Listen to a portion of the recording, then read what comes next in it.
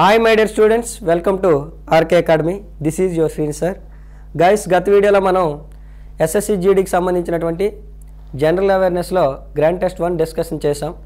ఇప్పుడు grand test 2కి సంబంధించినటువంటి ఇన్ఫర్మేషన్ అనేది కంప్లీట్గా మనం డిస్కస్ చేద్దాం. ఫస్ట్ ఏ బిట్ ఇచ్చాడో ఒకసారి అబ్జర్వ్ చేయండి. ఫస్ట్ ఒకసారి నువ్వు అబ్జర్వ్ చేసినట్లయితే భారతదేశంలో జాతీయ ఆదాయాన్ని మొట్టమొదటిసారిగా లెక్కించినటువంటి వ్యక్తి ఎవరైనా అడుగుతున్నాను. ఫస్ట్ ఆప్షన్ ఏమి ఇచ్చారు నీకు? దాదాబాయి నౌరోజీ. సెకండ్ ఆప్షన్ ఏమి ఇచ్చారు సార్ అంటే జీకే ఆర్వి రావు. థర్డ్ ఆప్షన్ వచ్చేసి విలియం హ్యాకిన్స్. ఫోర్త్ వచ్చేసి జాన్ మాథ్యూస్.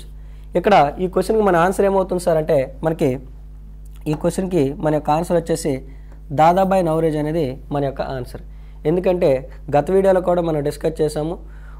భారతీయులు వాళ్ళ యొక్క ఆర్థిక సంపదను ఏ విధంగా కోల్పోతున్నారో అనేటటువంటి ఆలోచనలపై అనేక రచనలు అనేవి ఈయన చేయడం జరిగింది. ఆర్థిక వ్యవస్థను మొట్టమొదటిసారిగా ఈయన లెక్కించడం కూడా జరిగింది. కాబట్టి మనం భారతదేశంలో జాతీయ ఆదాయాన్ని లెక్కించిన తొలి వ్యక్తి ఎవరైనా అడిగితే ఫస్ట్ ఆప్షన్ అనేది మనం తీసుకోవాలి, అంటే దాదాబాయి నౌరోజీ. మరి దాదాబాయి నౌరోజీకి సంబంధించి చాలా పాయింట్లు గత వీడియోలో డిస్కస్ చేసాం. ఈ వీడియోలో మరో 2 పాయింట్లు డిస్కస్ చేసే ప్రయత్నం చేద్దాం. ఇతను దాదాబాయి నౌరోజీ అనేటటువంటి వ్యక్తి ఒక పవర్ఫుల్ స్లోగన్ కూడా ఇవ్వడం జరిగింది. ఆ స్లోగన్ ఏంటి సార్ అంటే freedom is our breath we want freedom అనే స్లోగన్ ఎవరిచ్చారు సార్ అంటే స్టేట్మెంట్ అనుకోవచ్చు, స్లోగన్ అనుకోవచ్చు. ఇది ఎవరిచ్చారు సార్ అంటే మనకి దాదాబాయి నౌరోజీ అనేటటువంటి వ్యక్తి ఇవ్వడం అనేది జరిగింది. అంటే స్వాతంత్రం మా ఊపిరి, మాకు స్వాతంత్రం కావాలనేటటువంటి నినాదాన్ని ఇచ్చింది ఎవరంటే మనకి ఈ యొక్క దాదాబాయి నౌరోజీ. దాదాబాయి నౌరోజీ యొక్క పవర్ఫుల్ టైటిల్ ఏంటి అంటే మమ్మల్ని తెలిసినటువంటి టైటిల్ ఏంటి సార్ అంటే grand old man of India.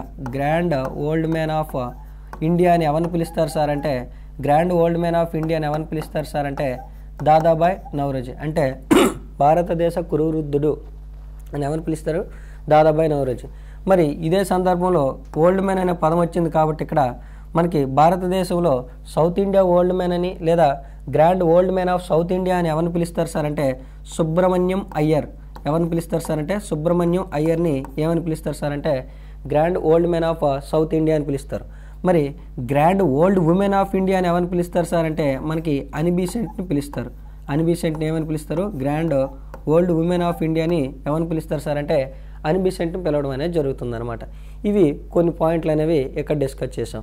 అలానే దాదాబాయి నౌరోజీని ఎవరు గురువుగా చెప్తారంటే మహమ్మద్ అలీ జిన్నా యొక్క గురువుగా ఎవరిని చెప్తారు సార్ అంటే మహమ్మద్ అలీ జిన్నా. ఓకేనా? మహమ్మద్ అలీ జిన్నా యొక్క గురువుగా ఎవరిని చెప్తారు సార్ అంటే మనకి దాదాబాయి నౌరోజీని.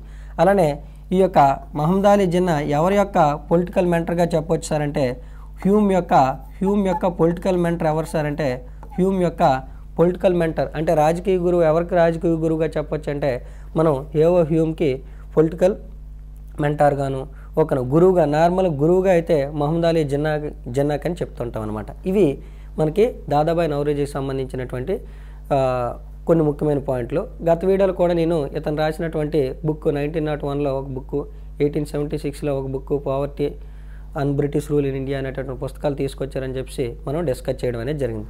ఇటు వచ్చి సెకండ్ ఆప్షన్ నువ్వు ఒకసారి అబ్జర్వ్ చేసినట్లయితే జీకే ఆర్వి రావు అనేటటువంటి వ్యక్తి ఒక ఎకనామిస్ట్ అనమాట. అతని గురించి పెద్ద పాయింట్లు ఏం అవసరం లేదు. నెక్స్ట్ థర్డ్ ఆప్షన్ ఒకసారి మనం చూసినట్లయితే విలియం హ్యాకిన్స్ మీద చాలాసార్లు మనకి బిట్లైనా ఇవ్వడం జరిగింది.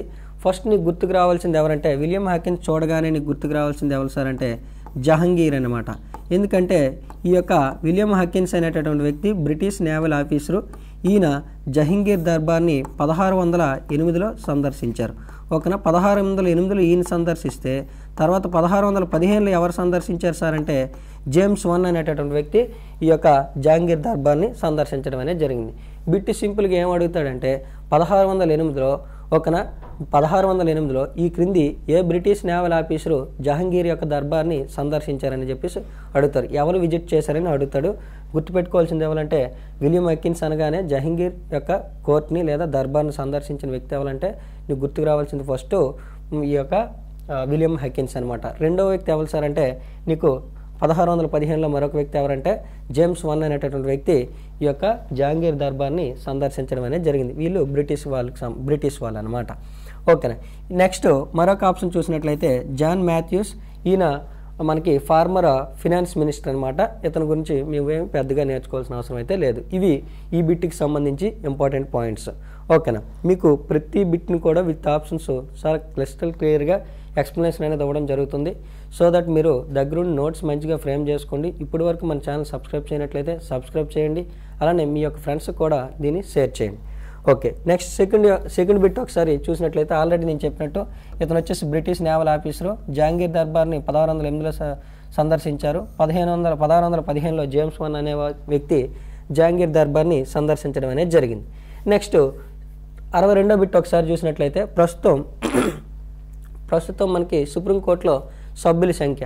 యాక్చువల్గా ఏమైందంటే ఈ బిట్ ఇచ్చేటప్పటికి మనకి ఈ బిట్టు ఎగ్జామ్ పెట్టేటప్పటికైతే ఆన్సర్ ఇది, కానీ ప్రస్తుతం ఇటీవల కాలంలో మనకి ప్రసన్న బాలచంద్ర వరాలే అనేటటువంటి వ్యక్తి 34వ న్యాయమూర్తిగా ఇందులో అపాయింట్ కావడం జరిగింది. కాబట్టి ప్రజెంట్ అయితే ఈ రోజుకి మనకి మీరు వీడియో చూస్తున్న ఈ రోజుకైతే మాత్రం ప్రజెంట్ సుప్రీంకోర్టులో స్ట్రక్చర్ ఎలా ఉంది సార్ అంటే 1+34 రీసెంట్గా ఎవరు అపాయింట్ అయ్యారంటున్నారు?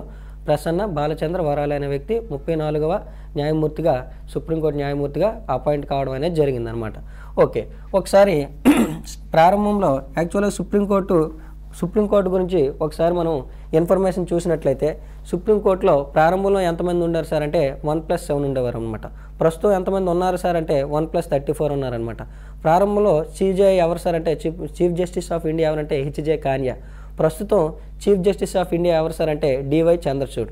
ఓకేనా, డివై చంద్రచూడ్. ఇతని యొక్క తండ్రి పేరు ఆల్రెడీ మీకు చెప్పాను, వైవి చంద్రచూడ్. ఇతను కూడా మనకి సుప్రీంకోర్టుకి అత్యధిక కాలం పాటు చీఫ్ జస్టిస్ ఆఫ్ ఇండియాగా సేవలు అందించడం అనేది జరిగింది. మరి తక్కువ కాలం ఎవరు సార్ అంటే కేఎన్ సింగ్. తక్కువ కాలం ఎవరు చేశారు? కేఎన్ సింగ్ అనే వ్యక్తి మనకి చీఫ్ జస్టిస్ ఆఫ్ ఇండియాగా వర్క్ చేయడం అనేది జరిగింది. మరి సుప్రీంకోర్టు వచ్చింది కాబట్టి దానికి సంబంధించి కొన్ని పాయింట్లు అనేవి మీతో డిస్కస్ చేస్తాను. ఒకసారి అబ్జర్వ్ చేయండి. సుప్రీంకోర్టు ఎప్పుడు ఎస్టాబ్లిష్ చేశారు సార్ అంటే మనకి పూర్వం అయితే స్వాతంత్రం రాకముందు అయితే మనకి 1774లో దీన్ని ఎస్టాబ్లిష్ చేయడం అనేది జరిగింది. తర్వాత కాలంలో ఇవి ఫెడరల్ కోర్ట్స్గా మారాయి. పూర్తిగా స్వాతంత్రం వచ్చిన తర్వాత ఇప్పుడు ఫామ్ అయింది సార్ అంటే 1950లో సుప్రీంకోర్టు అనేది ఫామ్ అవడం అనేది జరిగింది. బిఫోర్ ఇండిపెండెన్స్ అయితే మనం ఏం పెట్టాలి సార్ అంటే 1774. ఇండిపెండెన్స్ తర్వాత అయితే మనకి సుప్రీంకోర్టు ఆవిర్భావం ఎప్పుడు చెప్తామంటే 1950. మరి సుప్రీంకోర్టు మొట్టమొదటిగా 1774లో ఏర్పాటైంది అంటున్నాం. ఎక్కడ సార్ అంటే కోల్కతా. అది కూడా ఎక్కడ సార్ అంటే పోర్ట్ విలియంలో దీన్ని ఫామ్ చేయడం అనేది జరిగింది, ఎస్టాబ్లిష్ చేయడం అనేది జరిగింది. ఓకేనా. ఇక్కడ ఇంపార్టెంట్ పాయింట్ ఏంటి సార్ అంటే ఇక్కడ father of Indian legal system అని ఎవరిని పిలుస్తారు సార్ అంటే కార్న్వాలిస్. ఎవరిని పిలుస్తారు? కార్న్వాలిస్ని ఏమని పిలుస్తారంటే చాలా చాలా ఇంపార్టెంట్ బిట్టు.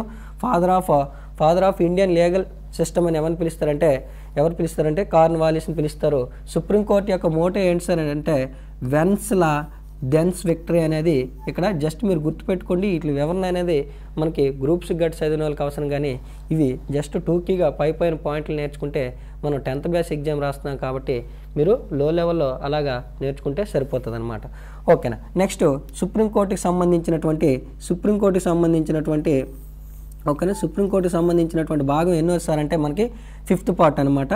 అలానే నెక్స్ట్ సుప్రీంకోర్టు గురించి ఎక్కడి నుంచి ఎక్కడి వరకు ఆర్టికల్స్ వివరిస్తున్నాయి సార్ అంటే సుప్రీంకోర్టు దాని విధులు నిర్మాణం విధులు అన్నిటి గురించి ఎక్కడ ఉంది సార్ అంటే 5వ భాగంలోని 124 నుంచి 147 ఆర్టికల్ వరకు సుప్రీంకోర్టు నిర్మాణం విధులు అంటే structure and functions of supreme court. ఓకేనా. వాటి గురించి ఎక్స్ప్లెయిన్ చేయడం లేదా వాటి గురించి పొందుపరచడం అనేది జరిగింది. ఓకేనా. మరి సుప్రీంకోర్టు యొక్క ఆర్కిటెక్ట్ అని ఎవరిని పిలుస్తారు సార్ అంటే గణేష్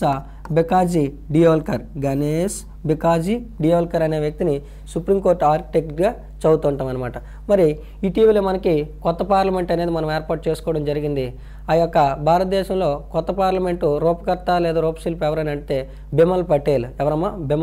అది కూడా మీరు గుర్తుపెట్టుకోవాలి. నెక్స్ట్ సుప్రీంకోర్టులో నెంబర్ ఆఫ్ జడ్జెస్ అనేవాళ్ళు ఎంతమంది ఉంటారు సార్ అంటే ఇప్పుడు మనకి మ్యాక్సిమం అయితే 34 మెంబర్స్ వరకు ఉండొచ్చు. ఆ నెంబర్ ఫిల్ అయిపోవడం అనేది జరిగింది. అతనే చివరిగా జాయిన్ అయిన వ్యక్తి ఎవరు సార్ అంటే ప్రసన్న బాలచంద్ర వరాలే. ఓకేనా. రైట్. మొత్తం ప్రెజెంట్ ఎంతమంది ఉన్నారు సార్ అంటే సుప్రీంకోర్టులో స్ట్రక్చరల్గా ఉందంటే 1+34. ఆ 1 అంటే ఒక చీఫ్ జస్టిస్ ఆఫ్ ఇండియా, ఒక ప్రధాన న్యాయమూర్తి, మిగిలిన 34 మంది న్యాయమూర్తులు అనే వాళ్ళు ఉన్నారనమాట. మరి ఈ యొక్క న్యాయమూర్తుల సంఖ్య పెంచాలనా తగ్గించాలనా అనేటటువంటి ఇది ఎవరి మీద ఆధారపడి ఉంటుంది సార్ అంటే పార్లమెంట్పై ఆధారపడి ఉంటుంది. అంటే న్యాయమూర్తుల సంఖ్య పెంచాలన్నా తగ్గించాలన్నా ఎవరిపై ఆధారపడి ఉంటుంది లేదా నిర్ణయాధికారం ఎవరు సార్ అంటే అక్కడ పార్లమెంట్ది. చాలామంది రాష్ట్రపతినో లేకపోతే ప్రధానమంత్రిని పెట్టిస్తుంటారు అనమాట, లేదా supreme court chief justice of India అని పెట్టేస్తుంటారు. క్వశ్చన్ సింపుల్గా అడుగుతాడు, ఓకేనా, సుప్రీంకోర్టులో న్యాయమూర్తుల సంఖ్యను పెంచే అధికారం ఈ కింది ఎవరికి కలదా అంటాడు. అప్పుడు నీ ఆన్సర్ వచ్చేసి ఏం పెట్టాలి సార్ అంటే పార్లమెంట్ అని పెట్టాలి. అంతే తప్ప చాలామంది సుప్రీంకోర్టు ప్రధాన న్యాయమూర్తి అను ఇంకొంతమంది వచ్చేసి రాష్ట్రపతి అనేసో ఇంకొంతమంది ప్రధానమంత్రి పెడుతుంటారు. తప్పు. ఎవరు నిర్ణయిస్తారు సార్ అంటే సుప్రీంకోర్టులో న్యాయమూర్తుల సంఖ్య నిర్ణయించేది పార్లమెంటు. అలానే వీళ్ళ యొక్క న్యాయమూర్తుల యొక్క వేతనం గురించి న్యాయమూర్తుల యొక్క వేతనం గురించి తెలిపేటటువంటి ఆర్టికల్ ఏది సార్ అంటే 125. మరి వీళ్ళ యొక్క వేతనం పెంచే అధికారం అయితే పార్లమెంట్కి ఉంటుంది, కానీ తగ్గించే అధికారం అయితే పార్లమెంట్కి ఉండదు. వీళ్ళకి జీతాలని సంఘటిత నిధి నుంచి ఇవ్వడం అనేది జరుగుతుంది. ఏ నిధి? సంఘటిత నిధి, కన్సాలిడేటెడ్ ఫండ్ అంటాం. అక్కడి నుంచి వీళ్ళకి ఈ యొక్క జీతభత్యాలు అనేవి వేతనాలు చెల్లించడం అనేది జరుగుతుంది. మరి నెక్స్ట్ కొన్ని ఇంపార్టెంట్ ఆర్టికల్స్ మనం చూసినట్లయితే ఈ యొక్క ప్రాథమిక హక్కులకి భంగం కలిగినట్లయితే రక్షించేటటువంటి బాధ్యత ఎవరు సార్ అంటే సుప్రీంకోర్టుది. ఓకేనా, గుర్తుపెట్టుకోండి. ప్రాథమిక హక్కులను సంరక్షించేది ఎవరు అని అడుగుతాడు. ఓకేనా, who protects the fundamental rights? Okay, who protects the fundamental rights అని అడిగినట్లయితే నీ ఆన్సర్ ఏమవుతుంది సార్ అంటే సుప్రీంకోర్టు. ఓకేనా, ప్రాథమిక హక్కులను సంరక్షించాల్సిన బాధ్యత ఎవరు సార్ అంటే సుప్రీంకోర్టుది. ఆన్సర్ సుప్రీంకోర్టు పెట్టాలి. మరి సుప్రీంకోర్టుకి సంబంధించి కొన్ని ఇంపార్టెంట్ ఆర్టికల్స్. ఓకేనా, ప్రాథమిక హక్కులు పరిరక్షణ కోసం ఒక ఆర్టికల్ మనకు ఉంది. అదేంటి సార్ అంటే ఓకేనా 32, ఆర్టికల్ 32. ఏ విధంగా సంరక్షిస్తారు సార్ అంటే మనకి ప్రాథమిక హక్కులను సంరక్షించేందుకు సుప్రీంకోర్టు ఎన్ని రకాల రిట్లు జారీ చేస్తుంది సార్ అంటే ఎన్ని రకాల రిట్లు జారీ చేస్తుంది అని అడిగితే 5. అది కూడా చాలా ఇంపార్టెంట్. ప్రాథమిక హక్కులను సంరక్షించడానికి సుప్రీంకోర్టు ఎన్ని రకాల రిట్లు జారీ చేస్తుంది? 5 రకాల రిట్లు జారీ చేస్తాయి. ఏంటి సార్ 5 అంటే ఒకటి వచ్చేసి హెబియస్ కార్పస్, మరొకటి వచ్చేసి మాండమాసు, మరొకటి వచ్చేసి ప్రొహిబిషన్, మరొకటి వచ్చేసి సెర్ష్యూరరీ, మరొకటి వచ్చేసి కోవారెంటో. ఇవి మనకి సుప్రీంకోర్టు మనకి ప్రాథమిక హక్కులకి ఏమైనా నష్టం వాటిల్తే భంగం వాటిల్తే అటువంటి సందర్భాల్లో విడుదల చేసేటటువంటి లేదా ఇష్యూ చేసేటటువంటి రిట్స్ అనమాట. అన్నిటికన్నా అత్యంత పురాతనమైన రిట్ ఏదే సార్ అంటే పురాతనమైన రిట్ ఏదంటే మనకి ఈ యొక్క హెబియస్ కార్పస్ అనేది పురాతనమైన రిట్టు. హెబియస్ కార్పస్ అంటే వ్యక్తి స్వేచ్ఛకు ప్రాణం వంటిదని చదువుతుంటాం. దీన్ని ఏమని చదువుతాం? వ్యక్తి స్వేచ్ఛకి ప్రాణం వంటిదని చదువుతాము. ఆర్టికల్ 19 నుంచి 22 వరకు ఏవైనా ఆర్టికల్స్ భంగం కలిగినట్లయితే అటువంటి సందర్భాల్లో దీన్ని ఇష్యూ చేయడం అనేది జరుగుతుంది. అలాగని ఏదైనా సందర్భంలో ఏదైనా కేసులో ఒక వ్యక్తిని అరెస్ట్ చేసేటప్పుడు 24 గంటలలోపు కోర్టులో హాజరుపరచాలనేది ఇందులో నియమంగా ఉందన్నమాట. ఓకేనా, గుర్తుపెట్టుకోండి. అత్యంత పురాతనమైనటువంటి రిట్ ఏదంటే మనకి oldest writ of the following అంటే నీకు హెబియస్ కార్పస్. నెక్స్ట్ మాండమాస్ అంటే ఏంటి సార్ అంటే మాండమాస్ అంటే we command do your duty అనేటటువంటి అర్థంగా వస్తుంది. ఇంకా ఇవన్నీ కూడా ఈ యొక్క మాండమాస్ వచ్చేసి ఓన్లీ గవర్నమెంట్ అఫీషియల్స్ మాత్రమే విడుదల చేస్తారు. డూ యువర్ డ్యూటీ, ఓకేనా, నీ పని నువ్వు చేయి అనేటటువంటి భావంగా వస్తుంది. అది కేవలం ఎవరికి ఇష్యూ చేస్తారు సార్ అంటే మాండమాస్ అనేది గవర్నమెంట్ ఆఫీసర్స్కి మాత్రమే, అంటే పబ్లిక్ వ్యక్తులకి అలానే రెవెన్యూ ప్రైవేట్ సంస్థలకి విడుదల చేయరనమాట. ఓన్లీ గవర్నమెంట్ ఆఫీసర్స్కే ఈ రిట్ని జారీ చేయడం అనేది జరుగుతుంది. అలానే ప్రొహిబిషన్, అలానే సెర్ష్యూరరీ, ఓకేనా, ఇవి పై స్థాయి కోర్టులు దిగు స్థాయి కోర్టులకి విడుదల చేస్తాయి. అలానే సెర్ష్యూరరీ అంటే కేసు అనేది ఒకదాని నుంచి ఇంకో దానికి ట్రాన్స్ఫర్ అవుతుంది.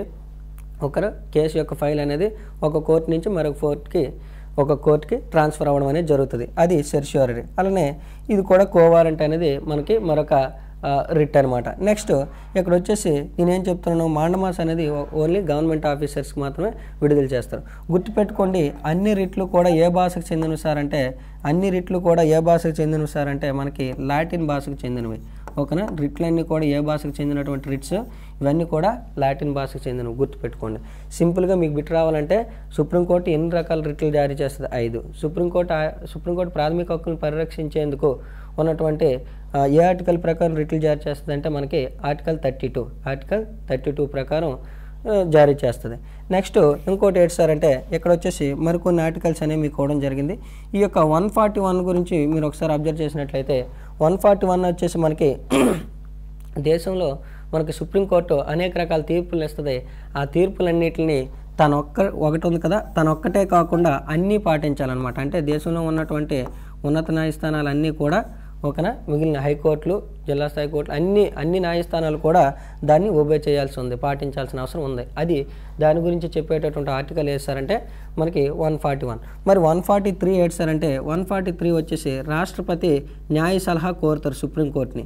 ఏదైనా విషయాల్లో పరిపాలనాపరమైనటువంటి కానీ రాజ్యాంగపరమైనటువంటి కానీ రూలింగ్ పరంగా లేదా కాన్స్టిట్యూషనల్ పరంగా ఏమైనా సరే తనకి సలహాలు అనేవి న్యాయపరమైనటువంటి సలహాలు ఏ ఆర్టికల్ ప్రకారం కోరుతాడు సార్ అంటే, ఏ ఆర్టికల్ ప్రకారం అంటే మోస్ట్ ఇంపార్టెంట్ ఇది వచ్చేసి అందరూ పాటించాలి. ఇది వచ్చేసి ఓకేనా, ఇది వచ్చేసి మనకి రాష్ట్రపతి న్యాయ సలహా దేని ప్రకారం కోరుతారంటే 143 ఆర్టికల్ ప్రకారం కోరటం అనేది జరుగుతుంది. ఇలా దీనికి సంబంధించినటువంటి ఇన్ఫర్మేషన్ అంతా ఇక్కడ మనం ఇవ్వడం అనేది జరిగింది. ప్రస్తుతం సుప్రీంకోర్టు ప్రధాన న్యాయమూర్తి ఎవరంటే డివై చంద్రచూడ్. ఎవరమ్మా? డివై చంద్రచూడ్. ఇది గుర్తుపెట్టుకోండి. కంప్లీట్ ఇన్ఫర్మేషన్ అనేది మీకు ఇవ్వడం జరుగుతుంది. ఇప్పుడు వరకు మన ఛానల్ సబ్స్క్రైబ్ చేయనట్లయితే సబ్స్క్రైబ్ చేయండి, మీ ఫ్రెండ్స్ కూడా సజెస్ట్ చేయండి, సో దట్ మీరు ఒక బెస్ట్ ప్లాట్ఫామ్ని వాళ్ళకి పరిచయం చేసిన వాళ్ళు అవుతారు. ఓకేనా. నెక్స్ట్ మరొక క్వశ్చన్ ఒకసారి అబ్జర్వ్ చేయండి. మరొకటి చూసినట్లయితే క్వశ్చన్ ఏమి ఇచ్చాడు ఇక్కడ, ఎకనామిక్స్లో నోబెల్ ప్రైజ్ ఏ సంవత్సరం నుంచి ఇస్తున్నారు? ఏ సంవత్సరం నుంచి ఇస్తున్నారు సార్ అంటే మనకి స్టార్టింగ్లో మనకి నోబెల్ ప్రైజ్లు అనేవి ప్రారంభంలో 5 రంగాల్లో ఇచ్చేవారు. ఎన్ని రంగాలమ్మా? 5 రంగాల్లో ఇచ్చేవారు. 5 రంగాల్లో ఇచ్చేవారు. ప్రస్తుతం మనకి ఎన్ని రంగాల్లో ఇస్తున్నారు సార్ అంటే ఒకటి కలుపుకొని, అంటే ఎకనామిక్స్ కలుపుకొని, ఆర్థిక శాస్త్రం కలుపుకొని మనకి ఏంటంటే ప్రజెంట్ 6 రంగాల్లో ఇవ్వడం అనేది జరుగుతుంది. ఓకేనా. 6వ రంగం ఏంటని అడిగితే మనకి 6వ రంగం ఏంటి సార్ అంటే ఎకనామిక్స్, ఆర్థిక శాస్త్రం. ఓకేనా. నెక్స్ట్ ఇక్కడ వచ్చేసి మరొకటి అబ్జర్వ్ చేసినట్లయితే ఈ యొక్క 5 అవార్డులని కూడా ఎక్కడిస్తారు సార్ అంటే, ఈ 5 అవార్డులని ఎక్కడిస్తారు సార్ అంటే స్వీడన్ రాజధాని అయిన స్టాక్ హోమ్లో ఇస్తారు. ఓకేనా. స్వీడన్ రాజధాని అయినటువంటి స్టాక్ హోమ్లో దీన్ని ఇవ్వడం అనేది జరుగుతుంది. మరి ఈ యొక్క ఎకనామిక్స్లో ఇచ్చేటటువంటి అవార్డుని ఎక్కడిస్తారు సార్ అంటే మనకి నార్వే రాజధాని ఓస్లోలో ఇవ్వడం అనేది జరుగుతుంది. 6వ అవార్డు ఈ యొక్క నోబెల్ ప్రైజ్లో చివరిది, అంటే లాస్ట్గా ప్రకటించినటువంటి ఈ యొక్క అవార్డు వచ్చేసి మనకి ఎక్కడిస్తారు సార్ అంటే నార్వే రాజధాని ఓస్లోలో ఇస్తారనమాట. ఓస్లో. ఓకేనా, గుర్తుపెట్టుకోండి, ఓస్లోలో ఇస్తారు. నార్వే రాజధాని ఎవరంటే ఓస్లో. ఆ నగరంలో ఈ యొక్క ఎకనామిక్స్కి సంబంధించినటువంటి నోబెల్ అవార్డు అనేది ప్రకటించడం అనేది జరుగుతుంది. ఒకసారి నువ్వు అబ్జర్వ్ చేసినట్లయితే నోబెల్ ప్రైజ్ సంబంధించి కొన్ని పాయింట్లు డిస్కస్ చేసే ప్రయత్నం చేద్దాము. ఒకసారి చూడండి. యాక్చువల్గా నోబెల్ ప్రైజు మీ అందరికీ ఇప్పుడు నేను చెప్పినట్టు ఎన్నిట్లో ఇస్తున్నారు సార్ అంటే మనకి 6 రంగాలు ఇస్తున్నారు. ఏంటి సార్ అంటే లిటరేచరు, పీస్. లిటరేచర్ అంటే సాహిత్యం, పీస్ అంటే శాంతి, ఫిజిక్స్ భౌతిక శాస్త్రం, కెమిస్ట్రీ రసాయన శాస్త్రం, అలానే మెడిసిన్ అంటే వైద్య శాస్త్రం, అలానే ఎకనామిక్స్. ఓకేనా. ఇవన్నిటిలో కూడా 6 రంగాల్లో మనకి ఇస్తున్నారు. ఈ యొక్క 6వ రంగంలో ఎప్పటి నుంచి ఇస్తున్నారని చెప్తున్నాను సార్ అంటే 1968లో ప్రకటించినప్పటికీ ఓకేనా 69 నుంచి ఈ యొక్క అవార్డుని మనకి ఇవ్వడం అనేది జరుగుతుంది. అలా మొట్టమొదటిసారిగా ఈ యొక్క ఎకనామిక్స్లో ఈ యొక్క అవార్డు పొందినటువంటి వ్యక్తులు ఎవరు సార్ అంటే ర్యాగ్నర్ ఫిష్. అలానే మరొక వ్యక్తి ఎవరంటే జాన్ టెంబర్జిన్, ర్యాగ్నర్ ఫిష్ అనేటటువంటి 2 వ్యక్తులు ఓకేనా ఈ యొక్క అవార్డును పొందడం అనేది జరిగింది. మరి తొలి ఇండియన్ ఎవరైనా అడిగితే మనకి 1998లో ఈ యొక్క అర్థశాస్త్రం విభాగంలో మనకి 1998లో ఎవరికి వచ్చింది సార్ అంటే అమర్త్య సేన్ వెల్ఫేర్ ఎకనామిక్స్కి వచ్చింది. సంక్షేమ అర్థశాస్త్రంలో ఈయనకి అమర్త్య సేన్కి ఈ యొక్క అవార్డు అనేది నోబెల్ ప్రైజ్ అనేది రావటం అనేది జరిగింది. వెల్ఫేర్ ఎకనామిక్స్ ఓకేనా దీనికి వచ్చింది. మరి తర్వాత కాలంలో ఇంకెవరికి వచ్చింది సార్ అంటే 2019లో మనకి ఇండియన్కే అభిజిత్ బెనర్జీకి వచ్చింది. ఎవరికమ్మా? అభిజిత్ బెనర్జీకి వచ్చింది. మరి కరెంట్ అఫైర్ పరంగా చూసినట్లయితే ఈ సంవత్సరం 2023లో ఓకేనా 2023లో ఎవరికి వచ్చింది సార్ అంటే 2023లో క్లాడియా గోల్డిన్ అనేటటువంటి పర్సన్కి రావడం జరిగింది. క్లాడియా ఓకేనా క్లాడియా గోల్డిన్కి ఈ యొక్క అవార్డు అనేది వచ్చింది. ఓకేనా. ఇది చాలా చాలా ఇంపార్టెంట్ అన్నమాట. ఇది కరెంట్ అప్డేట్.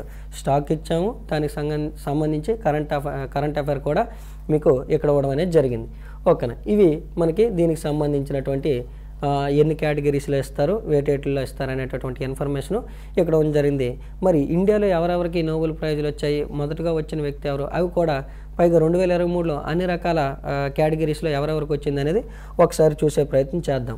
ఒకసారి చూసినట్లయితే ఇండియన్ నోబెల్ లారియట్స్, భారతీయులు నోబెల్ బహుమతి పొందినటువంటి సైడ్ హెడ్డింగ్ పెట్టుకోండి, నోబెల్ బహుమతి పొందినటువంటి భారతీయులు ఎవరు. మనకి నోబెల్ బహుమతి పొందినటువంటి తొలి భారతీయుడు ఎవరు అని అడిగితే నీకు ఫస్ట్ గుర్తుకు రావాల్సింది ఎవరు సార్ అంటే రవీంద్రనాథ్ ఠాగూర్. ఇతనికి సాహిత్యంలో వచ్చింది. మరి దేనికి వచ్చింది సార్ అంటే, ఏ బుక్కి వచ్చింది సార్ అంటే గీతాంజలి అనేటటువంటి బుక్కి గాను ఈయనకి సాహిత్యంలో ఈ యొక్క నోబెల్ ప్రైజ్ అనేది రావడం జరిగింది. తర్వాత మనకి సివి రామన్ 1930లో రామన్ ఎఫెక్ట్ అనేటటువంటి పరిశోధనకు గాను ఈయనకి 1930లో ఈ యొక్క అవార్డు అనేది రావడం జరిగింది. తర్వాత కృత్రిమ జన్యువు కనిపెట్టిన దానికి గాను హరగోవింద్ కరోనా అనేటటువంటి వ్యక్తికి గాను మనకి 1968లో ఈ యొక్క నోబెల్ ప్రైజ్ అనేది మెడిసిన్లో రావడం అనేది జరిగింది. నెక్స్ట్ మదర్ తెరీసాకి ఏ సంవత్సరం వచ్చింది సార్ అంటే 1979లో వచ్చింది.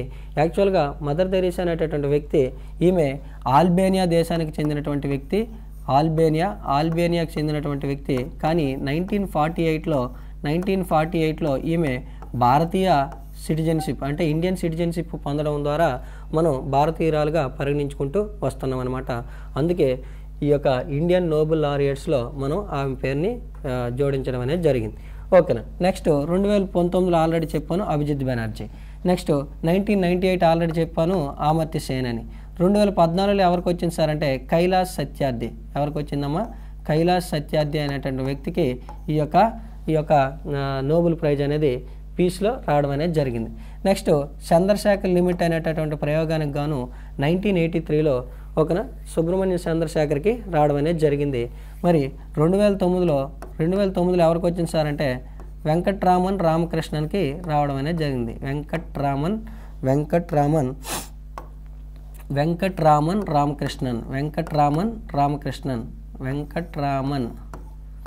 రామకృష్ణన్కి 2009లో ఈ యొక్క అవార్డు అనేది రావడం అనేది జరిగింది. ఇలా ఇవన్నీ కూడా ఇండియాకి సంబంధించింది.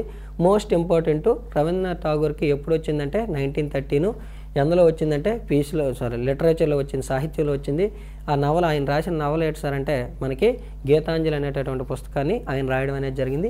ఇవన్నీ కూడా స్టాటిక్ పార్ట్లో భాగంగా మీరు నేర్చుకోవాల్సిన అవసరం ఉంది. కమ్ టు ది కరెంట్ ఈవెంట్కి వచ్చినట్లయితే ఇక్కడ మనకి 2023లో నోబెల్ లారియట్స్ ఎవరెవరనేసి ఒకరు పీస్లో ఎవరికి వచ్చింది సార్ అంటే మనకి నర్గీస్ మహమ్మదీకి వచ్చింది. ఎవరికి? నర్గీస్ మహమ్మదీకి వచ్చింది. నర్గీస్ మహమ్మదీకి ఏమొచ్చింది సార్ అంటే శాంతిలో మనకి ఈ యొక్క 2023 నోబెల్ ప్రైజ్ వచ్చింది. నెక్స్ట్ లిటరేచర్లో ఎవరికి వచ్చిందని అడుగుతాడు జాన్ పొస్సీ అనేటువంటి వ్యక్తికి వచ్చింది. నెక్స్ట్ మెడిసిన్లో ఎవరికి వచ్చింది సార్ అంటే కటాలిన్ కారికో. గుర్తుపెట్టుకో, కటాలిన్ డ్రూ విజ్మన్.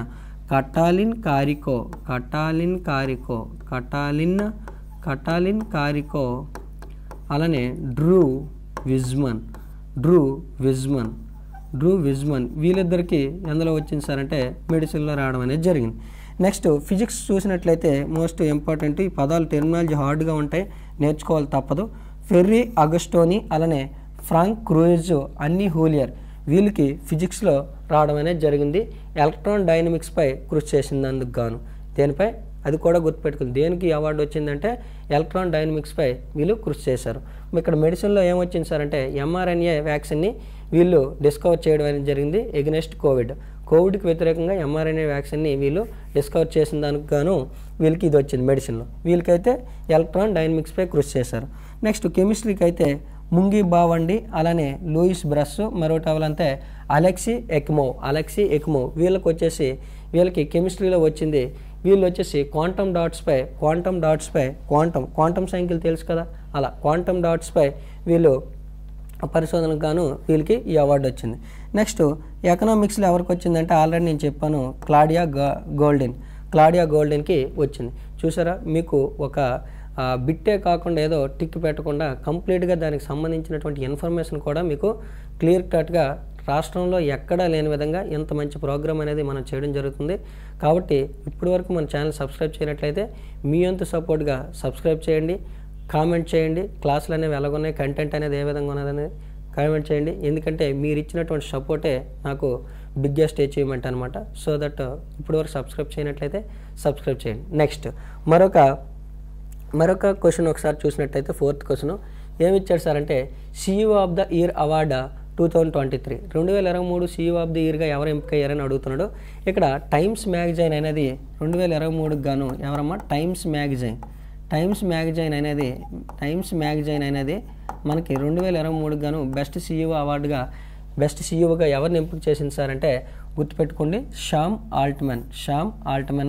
ఈ యొక్క శ్యామ్ ఆల్ట్మన్ ఎవరు సార్ అంటే ఇతను ఓపెన్ AI అంటే ఆర్టిఫిషియల్ ఇంటెలిజెన్స్, ఓకేనా, ఆర్టిఫిషియల్ ఇంటెలిజెన్స్ యొక్క CEOగా పనిచేస్తున్నారు. ఇతను CEO ఆఫ్ ద ఇయర్ 2023గా ఈయన ఇటీవల ఎంపిక కావడం అనేది జరిగింది. నెక్స్ట్ కమింగ్ టు ద ఆప్షన్స్కి వచ్చినట్లయితే ఓకేనా, ఆన్సర్ని పక్కన పెడితే రిమైనింగ్ ఆప్షన్స్ కూడా మనం ఎక్స్ప్లెయిన్ చేసేటటువంటి అలవాటు మనకు ఉంది. కాబట్టి ఒకసారి ఇక్కడ సెకండ్ ఆప్షన్ ఏమి ఇచ్చాడు, సత్యనాదెల్ల. ఎవరు సత్యనాదెల్ల దేనికి CEOగా పనిచేస్తున్నారు, మైక్రోసాఫ్ట్. దేనికమ్మా, మైక్రోసాఫ్ట్. ఇతను వచ్చేసి మైక్రోసాఫ్ట్కి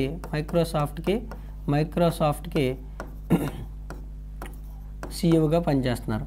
నెక్స్ట్ మార్క్ జకర్బర్గ్ ఏంటి సార్ అంటే మార్క్ జకర్బర్గ్ వచ్చేసి FB అంటే ఫేస్బుక్ లేదా మేటా అని పిలుస్తాం, ఓకేనా. మేటా కొత్త పేరైతే మేటా, ఓకేనా. దీన్ని మార్క్ జకర్బర్గ్ దీనికి CEOగా పనిచేస్తున్నటువంటి పరిస్థితి. మరి ఎన్నో రోజుల నుంచి మీ అందరికీ తెలుసు ఈ యొక్క సుందర్ పిచాయ్ గూగుల్ యొక్క CEOగా వర్క్ చేస్తున్నారనమాట. గూగుల్ CEO లేదా ఆల్ఫాబెట్ ఎవరు సార్ అంటే గూగుల్ CEO లేదా ఆల్ఫాబెట్ CEO ఎవరంటే నువ్వు గుర్తుపెట్టుకోవాల్సింది ఏంటి సార్ అంటే సుందర్ పిచాయ్. మరి నెక్స్ట్ నార్మల్గా యూట్యూబ్ CEO ఎవరు సార్ అంటే నీల్ మోహన్. ఎవరమ్మా, నీల్ మోహన్. యూట్యూబ్ యొక్క CEO ఎవరు సార్ అంటే నీల్ మోహన్. అలానే ట్విట్టర్ యొక్క CEO ఎవరంటే లిండా యాకరీనా